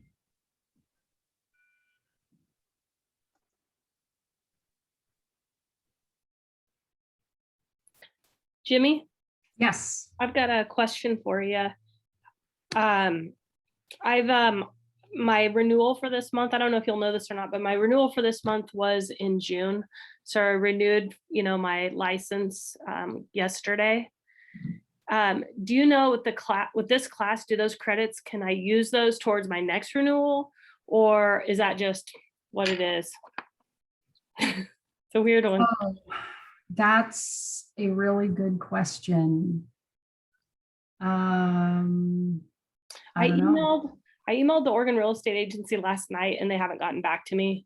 So I think it was, and when I read the online, it just said, it wasn't very clear, because that whole month of your renewal, if you renew early, like I did, because I had completed everything, then does that mean they don't encourage us to take other classes that are going to be counted for that month? Right. I don't, I can't answer that question for you. I'm a education geek, and I always end up with, 60 plus hours anyway. Yeah. So I just great course. You know what? But I have wondered that myself, and I just had enough that I didn't even use the hours that I got in that month. Yeah. Well, I'll let you know what I find out. Okay. Thanks. Thank you. Take care. You Bye. too. Bye. Jimmy, do you have a Facebook group that you like that keeps you up to date with all these legal parodies that are happening, and like you mentioned? Oh gosh, no. I do have several Facebook groups that I belong to. The one I like in Portland is Masters in Real Estate. Mm-hmm. Are you part of that group? Yes. Okay. So I like that one. but mainly I subscribe to RIS Media and Inman. And Oh, you do? yeah, Inman, I really hate giving Brad Inman any money because sometimes his articles turn around and bite the hand that feeds him, and he'll throw out some crap that is challenging why real estate agents even exist when he's supposed to be an analyst on our industry. And so I have the CRS designation, and that gives me Inman as a benefit to that. Oh. So I think it's $199 a year, and it's Yeah. a tax deductible expense, but yeah, Inman is a lot of good news information. Let's see. Well, and of course, everything that you get from OAR and PMAR. Yeah. And there are a couple of Facebook groups that are national. CRS actually sends me a lot of news information too.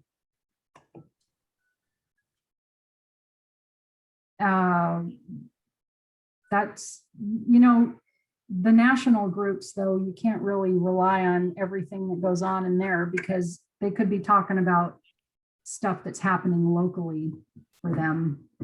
Mm-hmm. There's actually a builder newsletter that I get, Builder Pulse, it's called. And that just started coming to me, I think, because I own a website called Couture Homes Northwest. And that's an email that I use, and they think I'm a builder. And I just ended up on one of their lists, but and you can just go to their builderpulse.com, I think is what it is, or just Google Builder Pulse newsletter. But they put an amazing amount of information, and it's good to know what the new construction industry is thinking because they're industry leaders.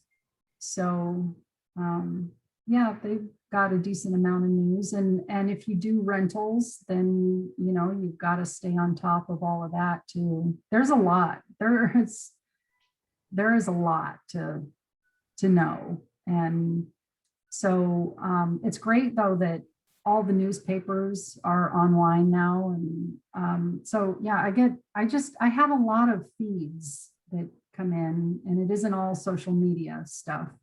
Mm-hmm. So yeah, my inbox is a lot of deleting, but then you got to open them and look at some of it. That's a big job, isn't it? Yeah, and realtor membership, realtor.com, Realtor magazine. Just go to your realtor account and opt in to those newsletters that they send.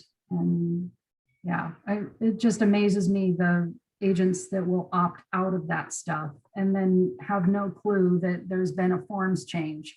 Right. So, got any more foreclosure listings? I did get one in the meantime. Interestingly, it's in Forest Grove. 2 tax parcels deeded together, totaling 3.8 acres with a ranch on Highway 47. It has a ranch style home that's big and a detached garage and a shop behind that. And I driven by it a few times, and I think there are so many cars and motor homes. And I think everybody who thinks that maybe they have a free place to live, no trespassing signs that say, look here, you're being on camera. They're probably being targeted so much right now because there's so few foreclosures out there. The writ of assistance has even been filed. We're just waiting for the moratorium to be over. And I'm pretty sure that I have to watch my step. If I go and they come out and talk to me, then I'll get lucky. But every time I've gone there, I sort of stand around on the highway trying to avoid getting hit. And hopefully they'll come out and talk to me, but nobody's come out and talked to me yet. Oh, wow. Yeah. You need But a, yeah, that's the first. And I've been asked to do some commercial evaluations, and it's sort of making me shake in my boots. But yet again, I'm feeling very confident about that ability to do some small office buildings, and it'll be interesting if they really do come my way. that's interesting. Some Yeah. commercial foreclosures. Yeah. Not sure Hmm. why. And then I've been doing a lot of, like, maybe I mentioned, a lot of evaluations lately for the Federal Marshal Service interested properties. Maybe there's a case. I don't know what's cracking down. Oh, like properties that have been seized? Yeah, it's like pre-seizure or they're in the seizure process. Wow. That's And interesting. everything I relate, I always Google, like, what's the business that's attached, from the Secretary of State. And it's like there's import-export businesses attached, and there's always a shop and Money laundering. big money too. These aren't like little shacky houses. These are pretty nice pieces of property out in the country. I don't know. Interesting. Interesting. Yeah. Well, I have a feeling that there's going to be quite a bit happening. I just have a little bit of excitement every time I hear from one of my asset managers, and I get so excited. And then they say, "Well, believe me, it's not you, Annie. It's just that it's the industry right now." Yeah. Yeah. Yeah. Well, your Yeah. class comes at a great time. I'm enjoying you so very, very much. I got a lot out of yesterday, and it was funny to hear some of the comments saying what they loved about you most was when you just told everybody just to say, "Shut up." Remember? I find it interesting, the culture of people that are here in the class too. It seems like maybe people kind of like me, maybe not always full of a lot of self-confidence. There are some that have more confidence than I do, but it's not like we're seeing a lot of the heavy hitters in class. These are people that are looking to build on to what they have or trying to hold on to. Do you find that? Not everybody in this class has the intention of opening their own firm or working under their own license. They just want the extra education and maybe to understand more about why their brokerage works the way it does. And that's great. I totally appreciate that perspective. Mm-hmm. That's understanding your competition. Mm-hmm. Yeah.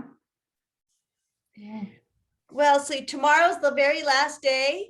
Yes, it is. Is it possible for us to take this class with you, let's say next year, or take this again? I think that we do offer, it's called an audit when you're not wanting it for credit hours. And I'm not sure if they charge for that or if there's a reduced rate for it. But yeah, it could be possible. That'd be good. Yeah, because you know what? You're in a different place every year. You're in a different mindset. You're in a different place in your business. And yes, so, a lot of the classes, like especially the negotiations class that I teach. Rennie? Is it what? Is it Rennie, real estate negotiation expert? No, I have taken that class. No, I teach GRI negotiations. It's a one-day class. And some of the concepts from Rennie I have incorporated into that. But it, depending on the deals you're working on or where you're at in your own head in your career, the people that you're working with, it can mean something different. You'll catch a different little nugget. I know, and I just love this. Yeah, I like education. I can never get enough. I got to learn something every day or I feel like I've wasted my day. Yeah. Is there any opportunity for this group to stay as a cohesive group afterwards? Is there some collective opportunity for us to share our information or? I don't know. I don't know. You know what? I'll write myself a note and I will ask